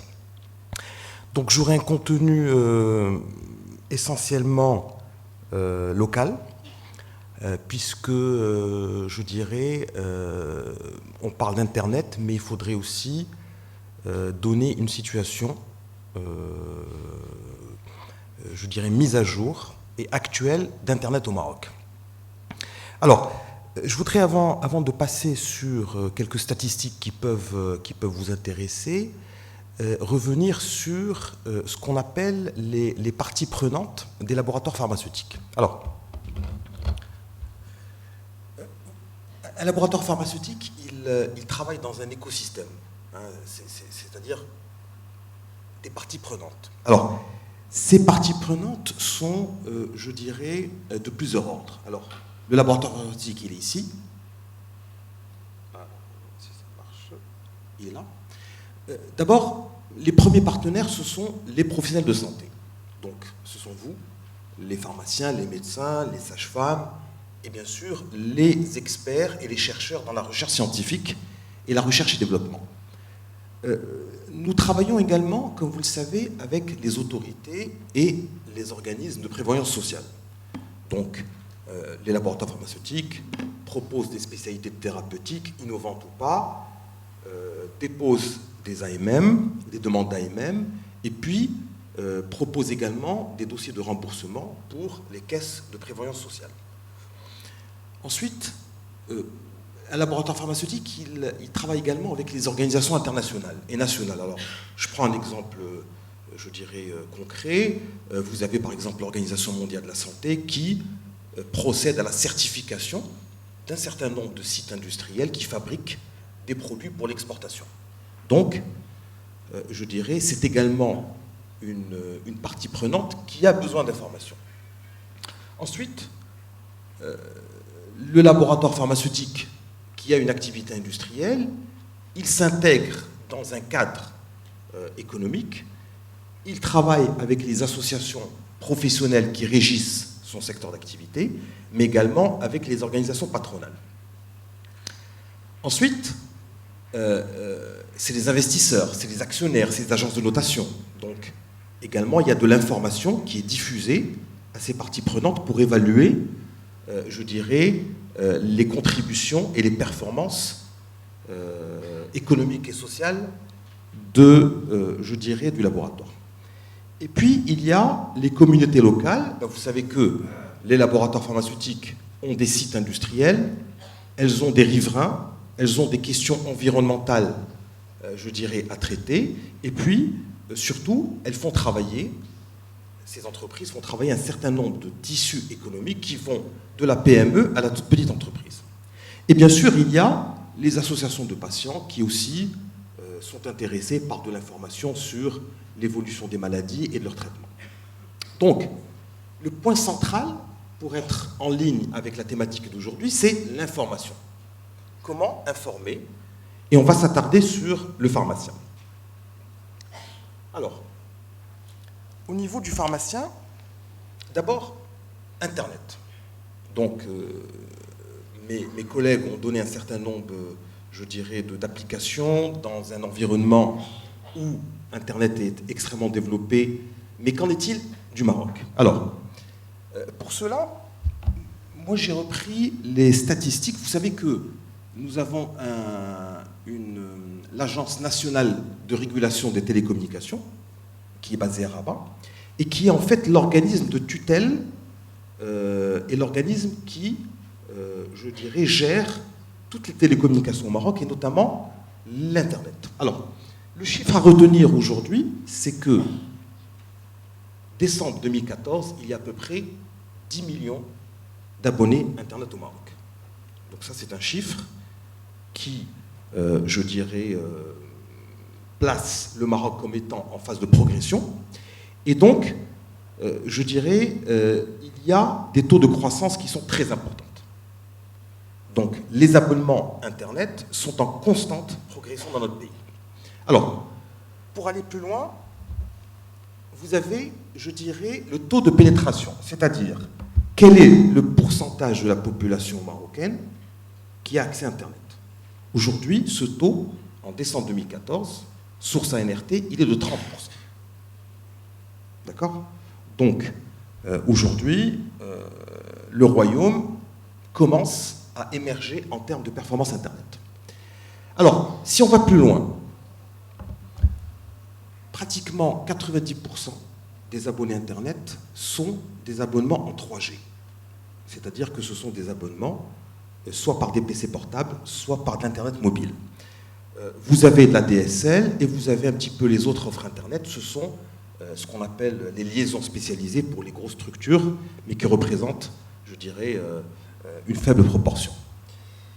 Enfin, dernière statistique, sur les 10 millions d'abonnés, vous en avez 7,6 qui sont sur de l'Internet mobile, donc sur votre smartphone. Et tout ça, je dirais, nous permet de conclure que nous avons au Maroc un parc d'abonnés qui est prêt à recevoir de l'information et ou de la formation dans le secteur de la santé. Donc, je dirais, vous avez pratiquement allez, disons 8 millions de personnes qui se connectent sur Internet via leur téléphone mobile et via leur smartphone. Donc aujourd'hui, tous les ingrédients sont disponibles pour diffuser du contenu. Alors, maintenant, où en sont les entreprises marocaines qui distribuent du contenu? Alors, moi je me suis attardé à une étude qui a été pilotée par le groupement des annonceurs du Maroc. Alors le groupement des annonceurs du Maroc, ce sont toutes les entreprises qui font de la communication publicitaire à destination du grand public ou des entreprises, du business to business. Alors cette étude a été faite en août 2014 et elle a été rendue publique en décembre 2014. Alors, comment a été faite cette étude? Alors, 600 entreprises ont participé à cette étude, 17 secteurs d'activité, dont le secteur de la santé et de l'industrie pharmaceutique. 68% étaient des entreprises marocaines, 32% des entreprises internationales basées au Maroc. Et le but de cette étude était de voir quel est le constat du digital au sein de l'entreprise marocaine. Quels étaient les enjeux, quelles étaient les statistiques et quels sont les objectifs en 2015. Alors, il faut savoir aujourd'hui que vous devez sûrement recevoir des messages sur votre ordinateur ou smartphone. 23% des entreprises qui utilisent les médias sociaux, Internet, le digital, proviennent du secteur financier, c'est-à-dire la banque et l'assurance. 13% viennent du monde de l'agroalimentaire. Vous avez 8,5% sur la distribution. Alors la distribution, ça va, je dirais, des hypermarchés en passant par des franchises de prêt-à-porter ou de la distribution micro-informatique. Et vous avez, je dirais, les médias qui sont essentiellement représentés par les opérateurs de téléphonie mobile. On remarque que le secteur de la santé ne remonte pas. Alors le secteur de la santé ne remonte pas pour deux raisons principales. C'est que notre secteur est réglementé, mais surtout parce que les opérateurs du secteur, que ce soit les industriels pharmaceutiques, les pharmaciens, les médecins, ne diffusent pas beaucoup de contenu. Et ça, c'est une réalité, on va le voir. Alors, parmi les statistiques qu'il faut, je dirais, retenir, c'est que vous avez 88% des entreprises qui ont été sondées qui ont un site Internet. Ce qui est un chiffre important, mais on verra que, je dirais, il y a des contraintes par rapport à ça. 74% sont présents sur les réseaux sociaux. On va voir lesquels. Et puis, vous avez uniquement 43% qui ont un site Internet mobile. C'est-à-dire que quand vous vous connectez sur un site Internet via votre PC, si vous voulez faire de même via votre smartphone, s'il n'y a pas une application mobile de ce site Internet, vous avez une visibilité qui est minimale, qui n'est pas configurée, qui n'est pas adaptée au smartphone. Les applications mobiles, il y en a 27%. Alors les applications mobiles, vous avez des secteurs comme les compagnies d'assurance au Maroc qui proposent des applications mobiles où vous pouvez suivre, je dirais, le circuit de votre dossier de remboursement. Et vous avez des compagnies d'assurance, sans les citer, qui sont très actives et qui permettent aux citoyens, voire même aux entreprises, via une application mobile, de voir où en est le dossier de remboursement pour faire des demandes de prise en charge, pour des hospitalisations ou pour la gestion des soins ambulatoires. Alors ça, ce sont les, je dirais, les réseaux sociaux. YouTube, vous avez Twitter, vous avez Instagram. Ce sont généralement les réseaux sociaux qui sont le plus utilisés par les entreprises, en règle générale. Alors, bien entendu, l'enquête est allée plus loin pour voir quelle était la langue qui était utilisée. Alors, le français reste prédominant, notamment au niveau des sites web, etc.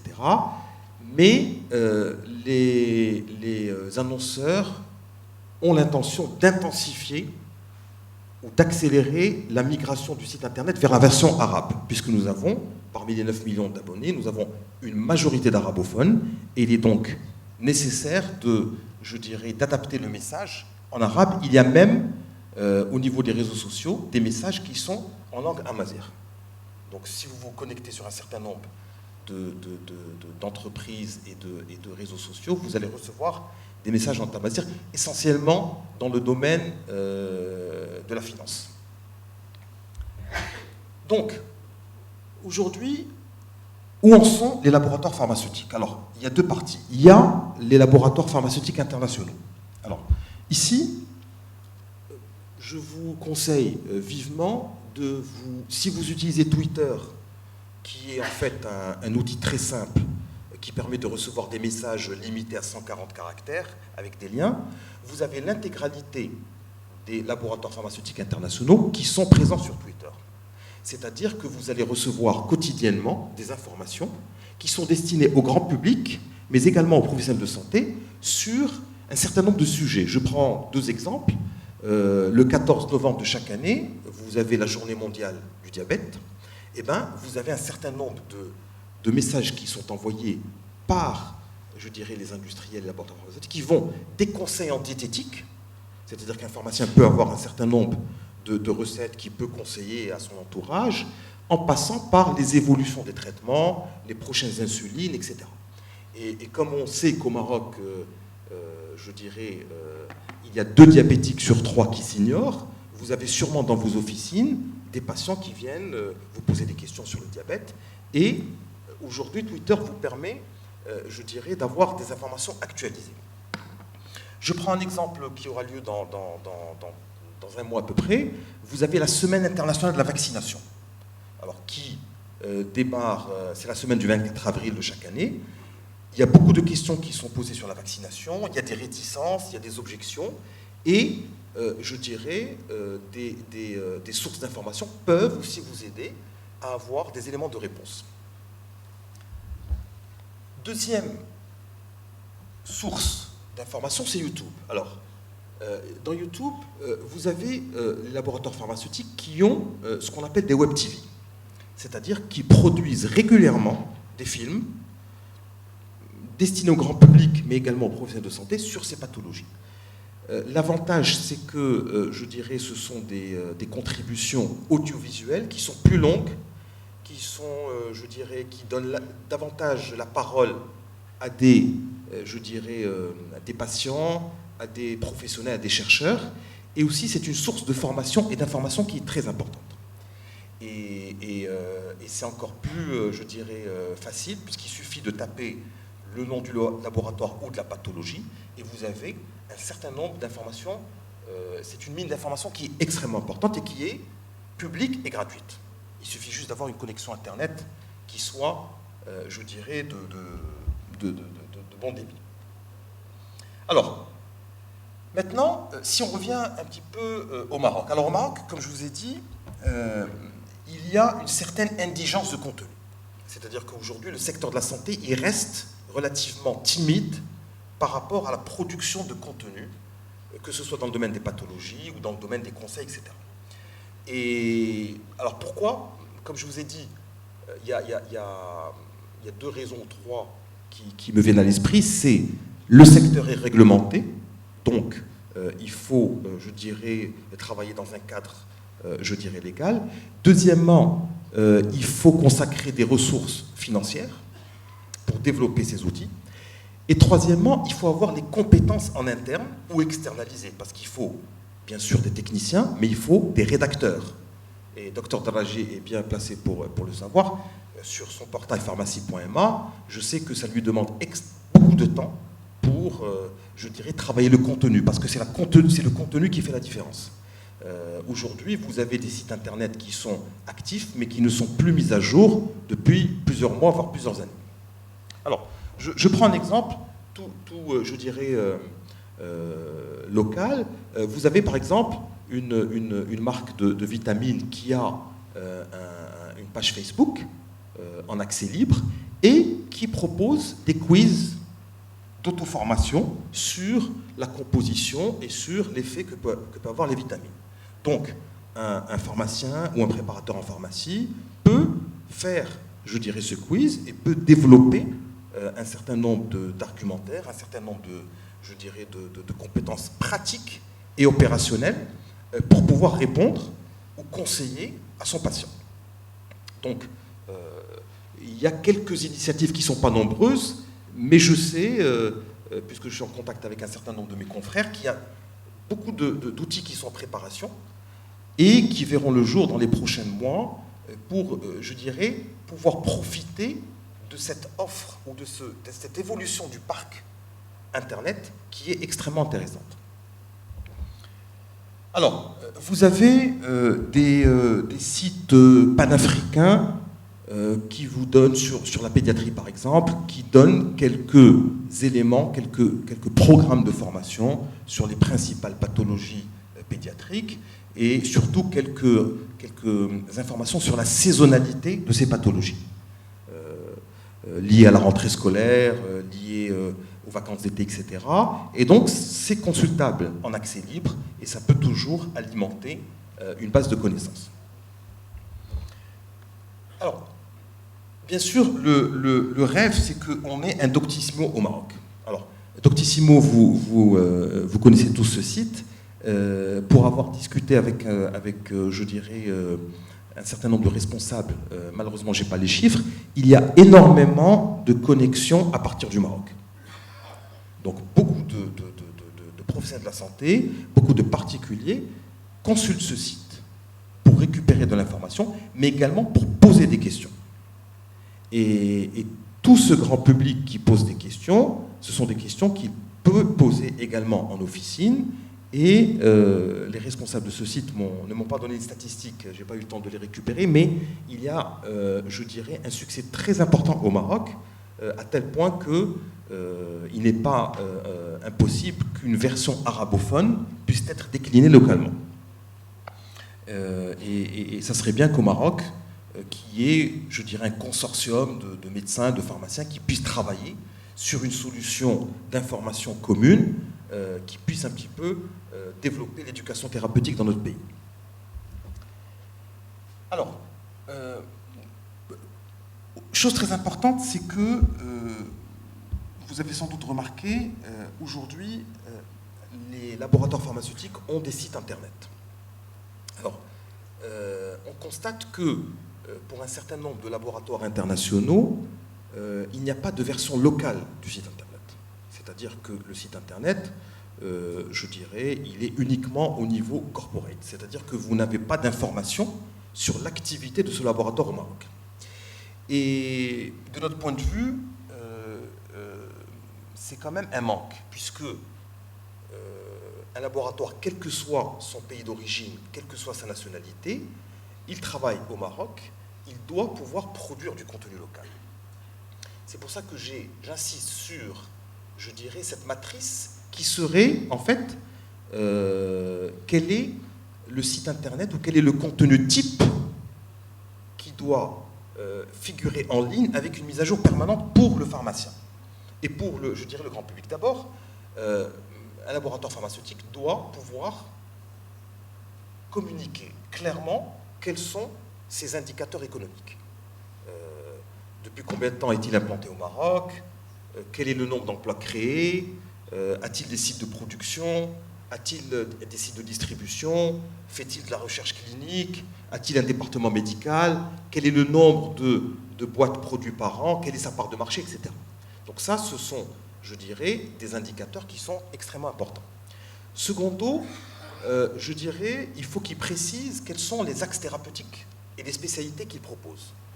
Je dirais, un pharmacien qui souhaite avoir, je dirais, le catalogue des spécialités pharmaceutiques, il peut se connecter, il va dans un moteur de recherche, hein, il y a des sites internet qui ont ça, il peut chercher par DCI, par nom de laboratoire, et il a l'intégralité des spécialités pharmaceutiques avec, je dirais, la déclinaison sur les formes, les présentations, etc.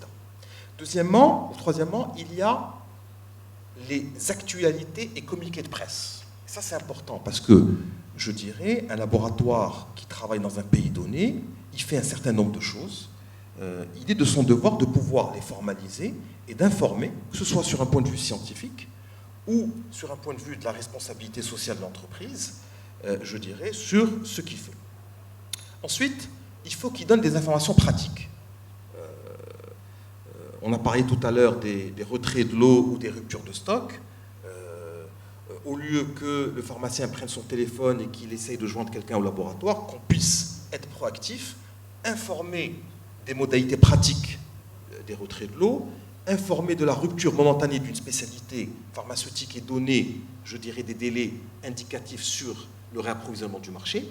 Et tout ça ne se fait pas d'une manière suffisante. Et ce sont des choses qui sont reprochées aux laboratoires pharmaceutiques, c'est de ne pas être proactif dans la diffusion d'informations.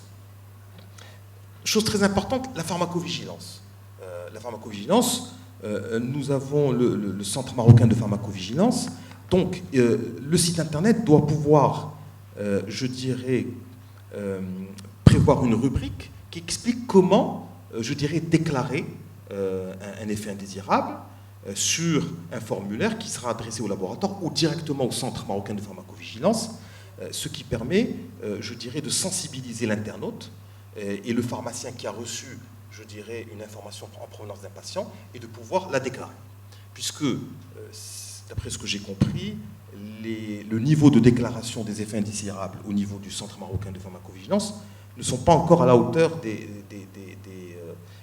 objectifs et on déclare peu, mais surtout par méconnaissance, je dirais, de la procédure. Ensuite, il y a l'information médicale. Je dirais, un laboratoire, ou plutôt un pharmacien qui souhaite poser une question précise sur un médicament, peut-être que la notice n'est pas suffisante pour répondre à son interrogation, il doit pouvoir disposer de contacts, je dirais, au niveau de ce laboratoire pharmaceutique. Donc, toute cette matrice, je dirais, avec mes confrères des autres laboratoires, je pense que c'est un chantier qui est important, c'est de pouvoir mettre à la disposition de la communauté médicale et, je dirais, de la communauté pharmaceutique l'intégralité de ces informations régulièrement mises en ligne pour vous permettre, je dirais, d'être informé, de ne pas être aussi en panne de réponse devant les interrogations ou les objections ou les demandes d'informations que vous donnent les patients. Voilà, donc ça, ce sont quelques exemples, je dirais, de sites internet locaux. Donc, ma conclusion, je pense qu'on en parlera au niveau du débat, c'est, je pense qu'il faut qu'on commence au Maroc par accompagner cette explosion ou cette forte progression des abonnements Internet. Donc c'est une chance qui est importante. Il faut que les acteurs de la santé en général puissent dédier des ressources humaines et financières pour produire du contenu. Et il faut, je dirais, dans un objectif d'améliorer l'éducation thérapeutique dans notre pays. Voilà, je vous remercie.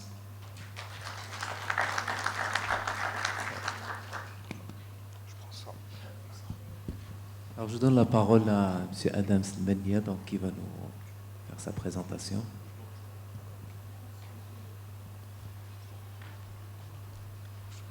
Bonjour. 20 minutes. Hein. Ça marche. Merci.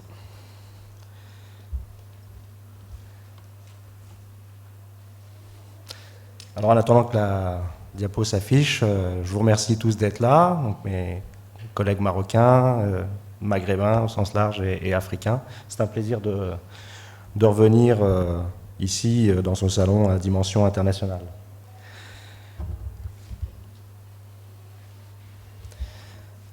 Alors j'ai la lourde tâche de conclure, le privilège et la lourde tâche de conclure et de respecter les délais.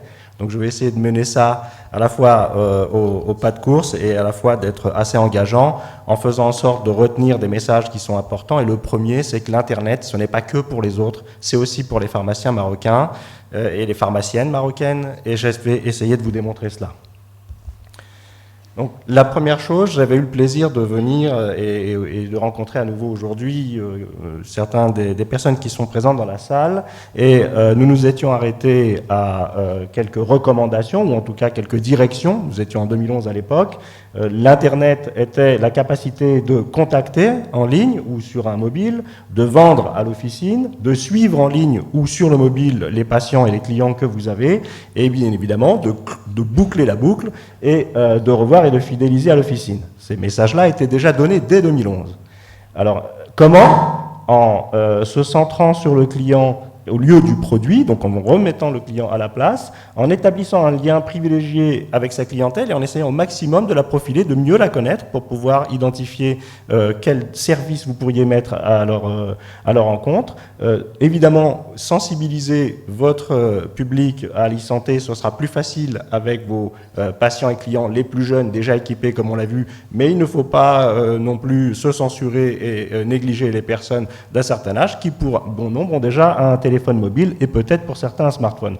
Et bien sûr, être proactif au sein de son équipe, c'est extrêmement valorisant. Vous formez-vous et placez vos équipes dans la pharmacie de demain. Alors, un petit rappel sur la définition de l'e-santé. J'ai mis l'OMS et la Commission européenne. Je vous laisse le soin de lire, mais c'est assez intéressant. L'OMS s'intéresse aux individus, la Commission européenne aux technologies en termes d'apport, et on a là bien les deux philosophies de ce que doit être l'e-santé. Alors, ici, aujourd'hui, nous sommes au salon Officine, donc il ne s'agissait pas de brosser l'e-santé dans sa dimension globale, mais plutôt de vous parler, vous, dans votre dimension au quotidien, et j'ai choisi donc 3 approches ou 3 thèmes d'intérêt, donc l'e-pharmacie, donc les e-pharmaciens et les e-pharmaciennes, les applications mobiles et les objets connectés. Alors, le docteur Delgut l'a rappelé tout à l'heure, la France a évolué dans sa réglementation et avec le décret qui est arrivé à la fin de l'année 2012 et sa mise en route au 1er janvier 2013, on est passé de sites vitrines, comme l'a dit le docteur Delgut, à maintenant des sites qui ont la capacité de vendre des produits et également des médicaments à prescription facultative. Et puis, un peu plus tard, est venu un autre texte encadrer ces sites-là, puisqu'on avait constaté un certain nombre de débordements et rappelé les conditions opératoires de ces sites. La France, comme il a été dit déjà, comme vous le voyez, n'a pas démarré tôt, elle a démarré en 2013, et, je ne sais pas si c'est suffisamment lisible pour vous, mais l'Allemagne en 2003, le Royaume-Uni en 1999, donc ces pays ont déjà un recul de plus de 10 ans de la vente en ligne de médicaments, et ce n'est pas assez clair, mais au niveau des drapeaux, on a un facteur aujourd'hui 100 en termes de chiffre d'affaires entre la France, qui a démarré certes il n'y a qu'un an, et l'Allemagne, qui aujourd'hui a un chiffre d'affaires qui avoisine les 2 milliards d'euros. Alors, aujourd'hui, donc, est arrivée la certification, en tout cas la capacité pour les pharmacies françaises d'avoir un site internet capable de vendre des produits. Il y en a aujourd'hui 227 exactement, en tout cas à la date à laquelle j'ai consulté il y a quelques jours le site de l'Ordre.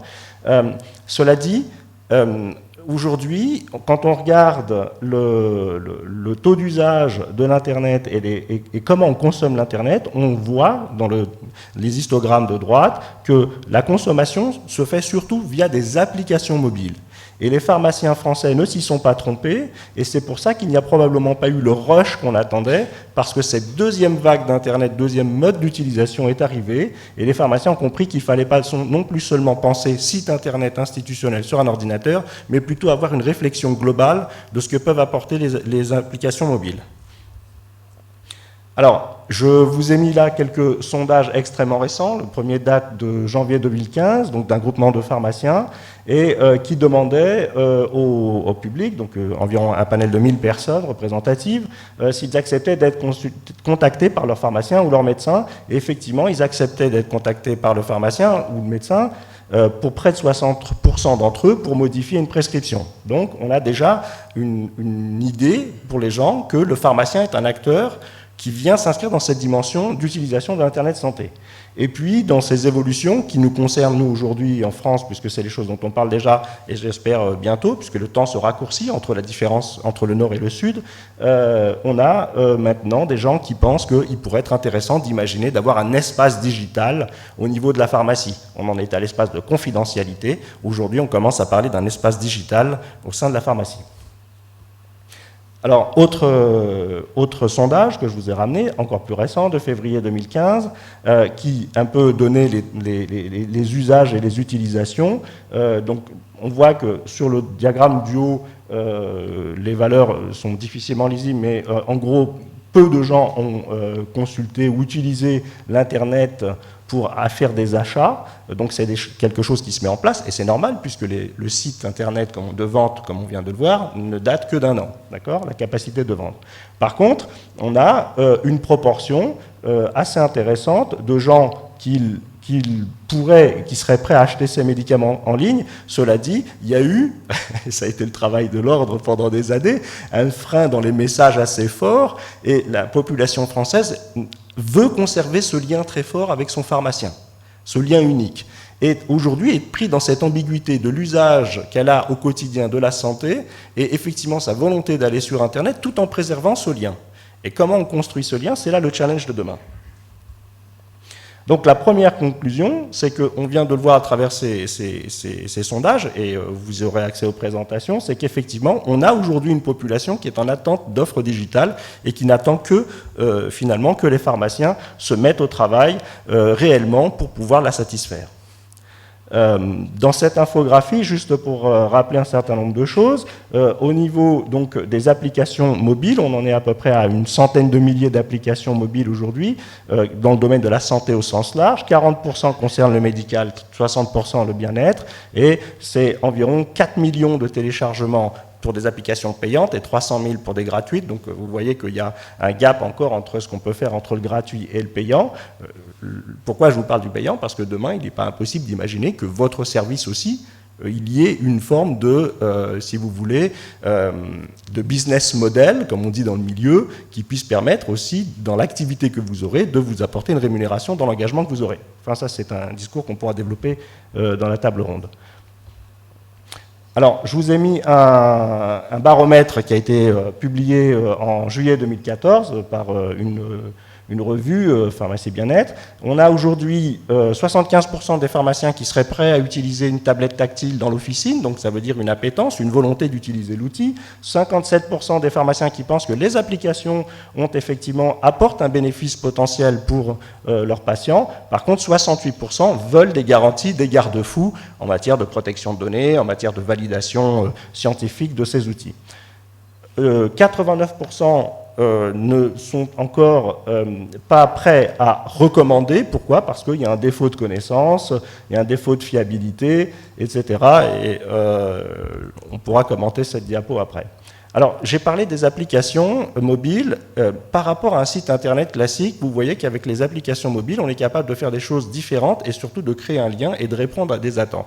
J'ai mis quelques sites de différents pays francophones. Donc en Belgique, mais ces sites-là existent, ces applications existent même déjà au Maroc, la capacité de localiser une pharmacie au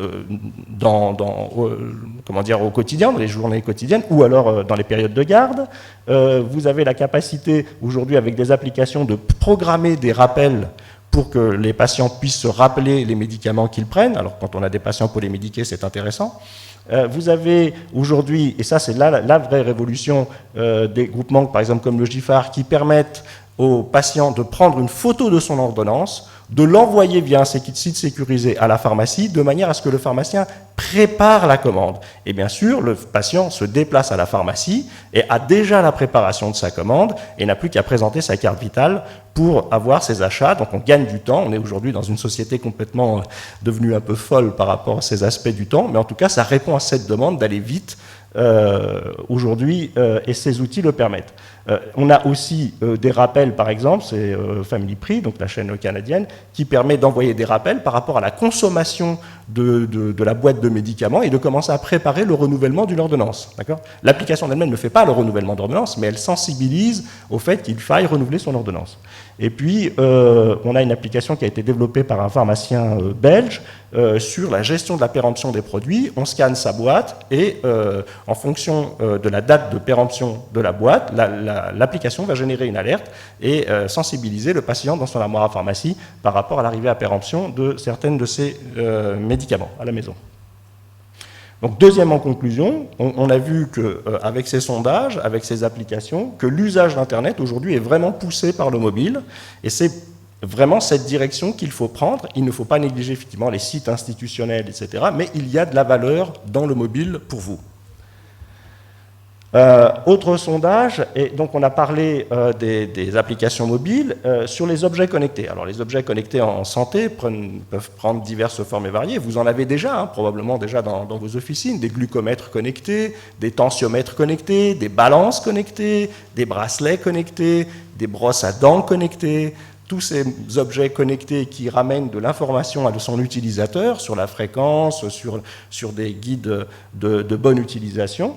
Donc aujourd'hui, on a, si vous voulez, dans ce sondage-là, sur la question quelles seraient les raisons pour vous d'acheter ces objets connectés, seuls 8% ont répondu qu'ils étaient prêts à partager leurs données avec leur pharmacien. Donc c'est extrêmement faible. Par contre, il y a là une dualité assez intéressante. Lorsqu'on leur pose leur question, quels seraient les interlocuteurs pour lesquels vous auriez besoin d'interpréter les données, là effectivement le médecin arrive en tête, mais le pharmacien à 57%, on a le couple médecin et pharmacien pour aider le patient à interpréter ces données. Donc le patient a bien conscience qu'effectivement il s'est équipé d'objets de santé, par contre il lui manque la connaissance pour essayer de logifier toutes ces informations qui lui arrivent.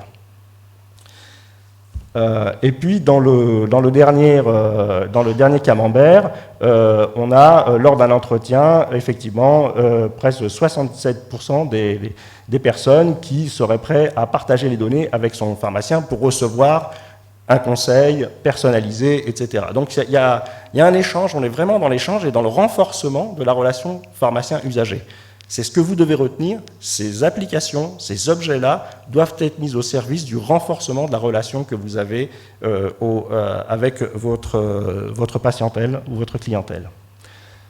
Le deuxième volet donc, de cette étude que j'ai connectée, en fait ils ont été inversés, c'est le premier volet historiquement qui est arrivé. Donc sur les objets connectés, 50% des pharmaciens en France ont déjà vendu ces objets connectés, puisqu'il y a, je vous ai dit, des brosses à dents connectées qui existent déjà, des balances connectées, etc.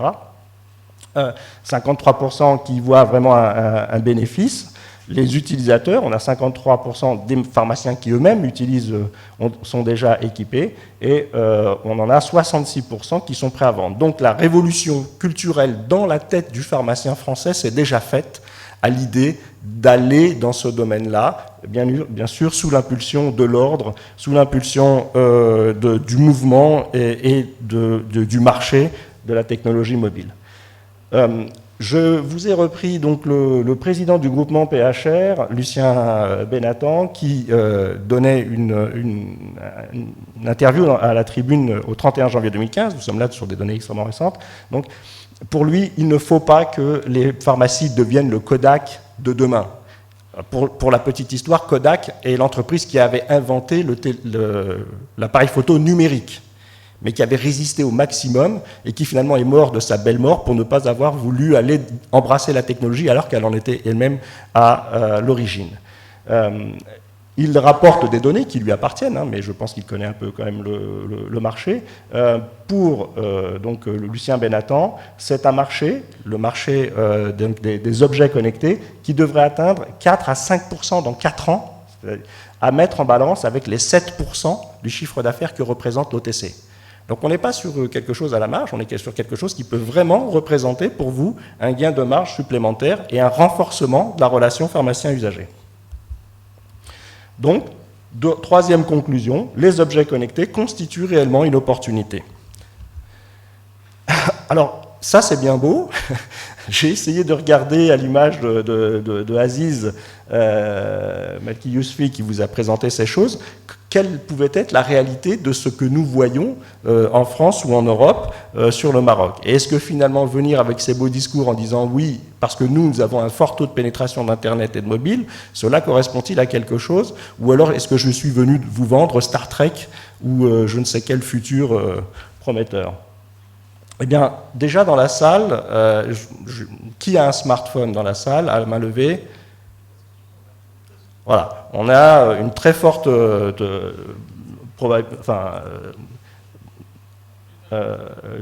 proportion de personnes qui est équipée aujourd'hui, c'est un secret pour personne, c'est dû parce que effectivement les coûts de la communication ont fortement chuté, et c'est dû aussi parce que le coût des appareils et les offres des appareils ont fortement chuté. Vous voyez que tout à l'heure, Nicolas Janus disait qu'effectivement le futur pourrait être plutôt Android, même si les chiffres de iPhone ont été excellents cette année-là. Mais enfin, vous avez aujourd'hui des appareils qui font la même chose qu'un iPhone et qui coûtent 3 fois moins cher.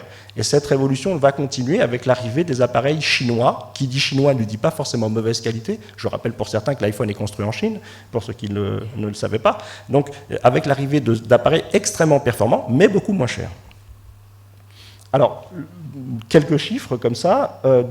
C'est aujourd'hui, on estime, donc la NRT estime qu'il y a environ 16 millions d'internautes marocains, tous supports confondus, 7,3 millions, 7,6 millions de smartphones, et aujourd'hui, c'est déjà le cas, 750 000 cyberacheteurs, donc des gens qui ont déclaré avoir fait au moins une fois un achat sur Internet, c'est-à-dire un dixième de cette population.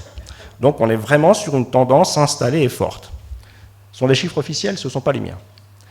On a un taux de pénétration donc, du mobile. Alors les miens datent de 2013, je suis moins introduit à la NRT que notre ami Aziz, donc il y a des chiffres plus récents, mais ils sont sensiblement comparables, avec effectivement un fort taux de représentation de la connexion à l'Internet par le mobile et une pénétration extrêmement forte. Et aujourd'hui, finalement, un internaute sur 4 aujourd'hui accède à l'Internet avec un smartphone. Un internaute sur 4. Donc, globalement, un patient sur 4 chez vous qui a un smartphone accède à l'Internet. Alors, dans ce schéma-là, cette diapo un peu chargée, j'ai regardé sur Google quelles étaient les requêtes, par exemple, sur le terme pharmacie de garde au Maroc.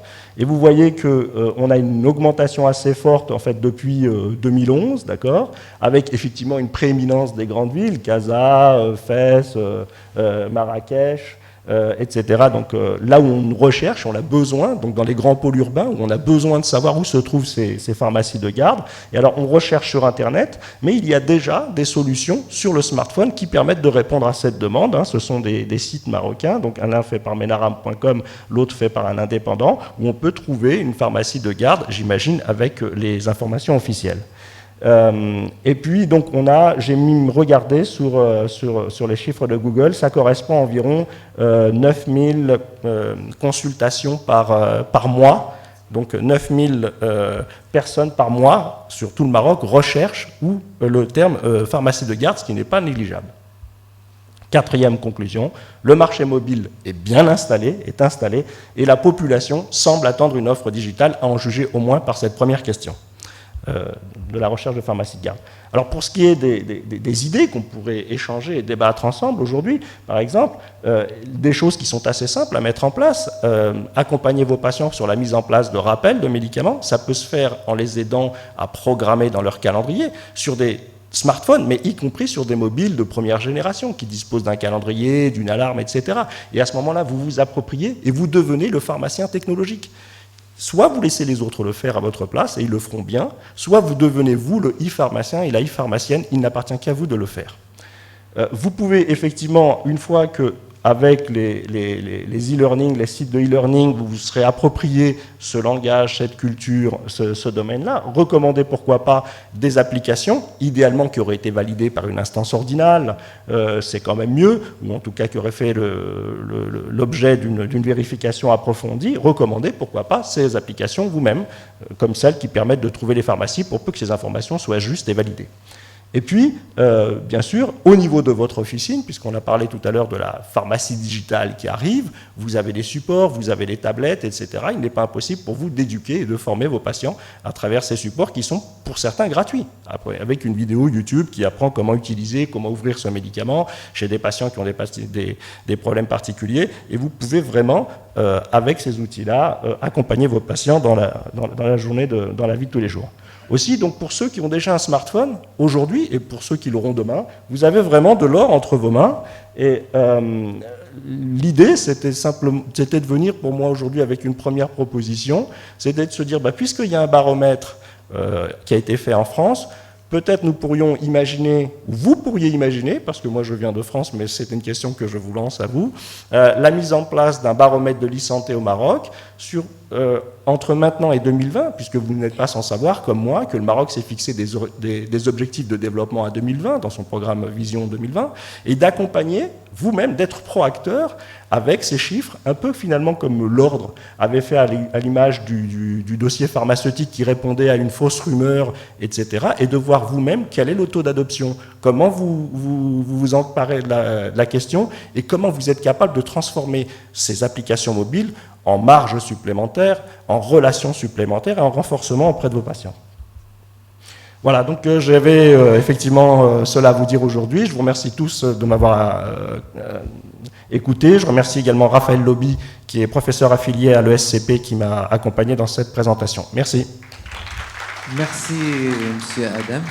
Donc, je vais donner la parole à la salle. On a bien vu que les présentations étaient assez complètes, assez complémentaires et intéressantes. Donc, on a fait un peu le tour d'horizon. Il y a pas mal de recommandations qui se dégagent. Et j'aimerais bien avoir le point de vue de la salle, des questions de la salle. Et donc, on fera quelques petites recommandations vers la fin.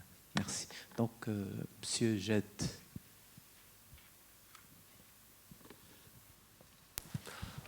Bonjour et merci pour cette présentation de qualité, diverse et très riche en informations. Voilà, moi, tout ce que je voudrais dire, c'est que nous avons eu une présentation sur ce qui se passe à travers la mer Méditerranée, donc en France, et c'est extrêmement... ça ouvre des possibilités au niveau de l'Internet et de l'outil, je veux dire des smartphones et tout ça. Malheureusement, quand on passe sur le terrain au Maroc, la réalité est tellement différente. D'abord par l'absence d'outils juridiques qui permettent de déterminer qu'est-ce qui est déontologique, ce qui ne l'est pas, parce qu'on n'a pas de loi malheureusement qui nous guide, ce qui fait qu'on est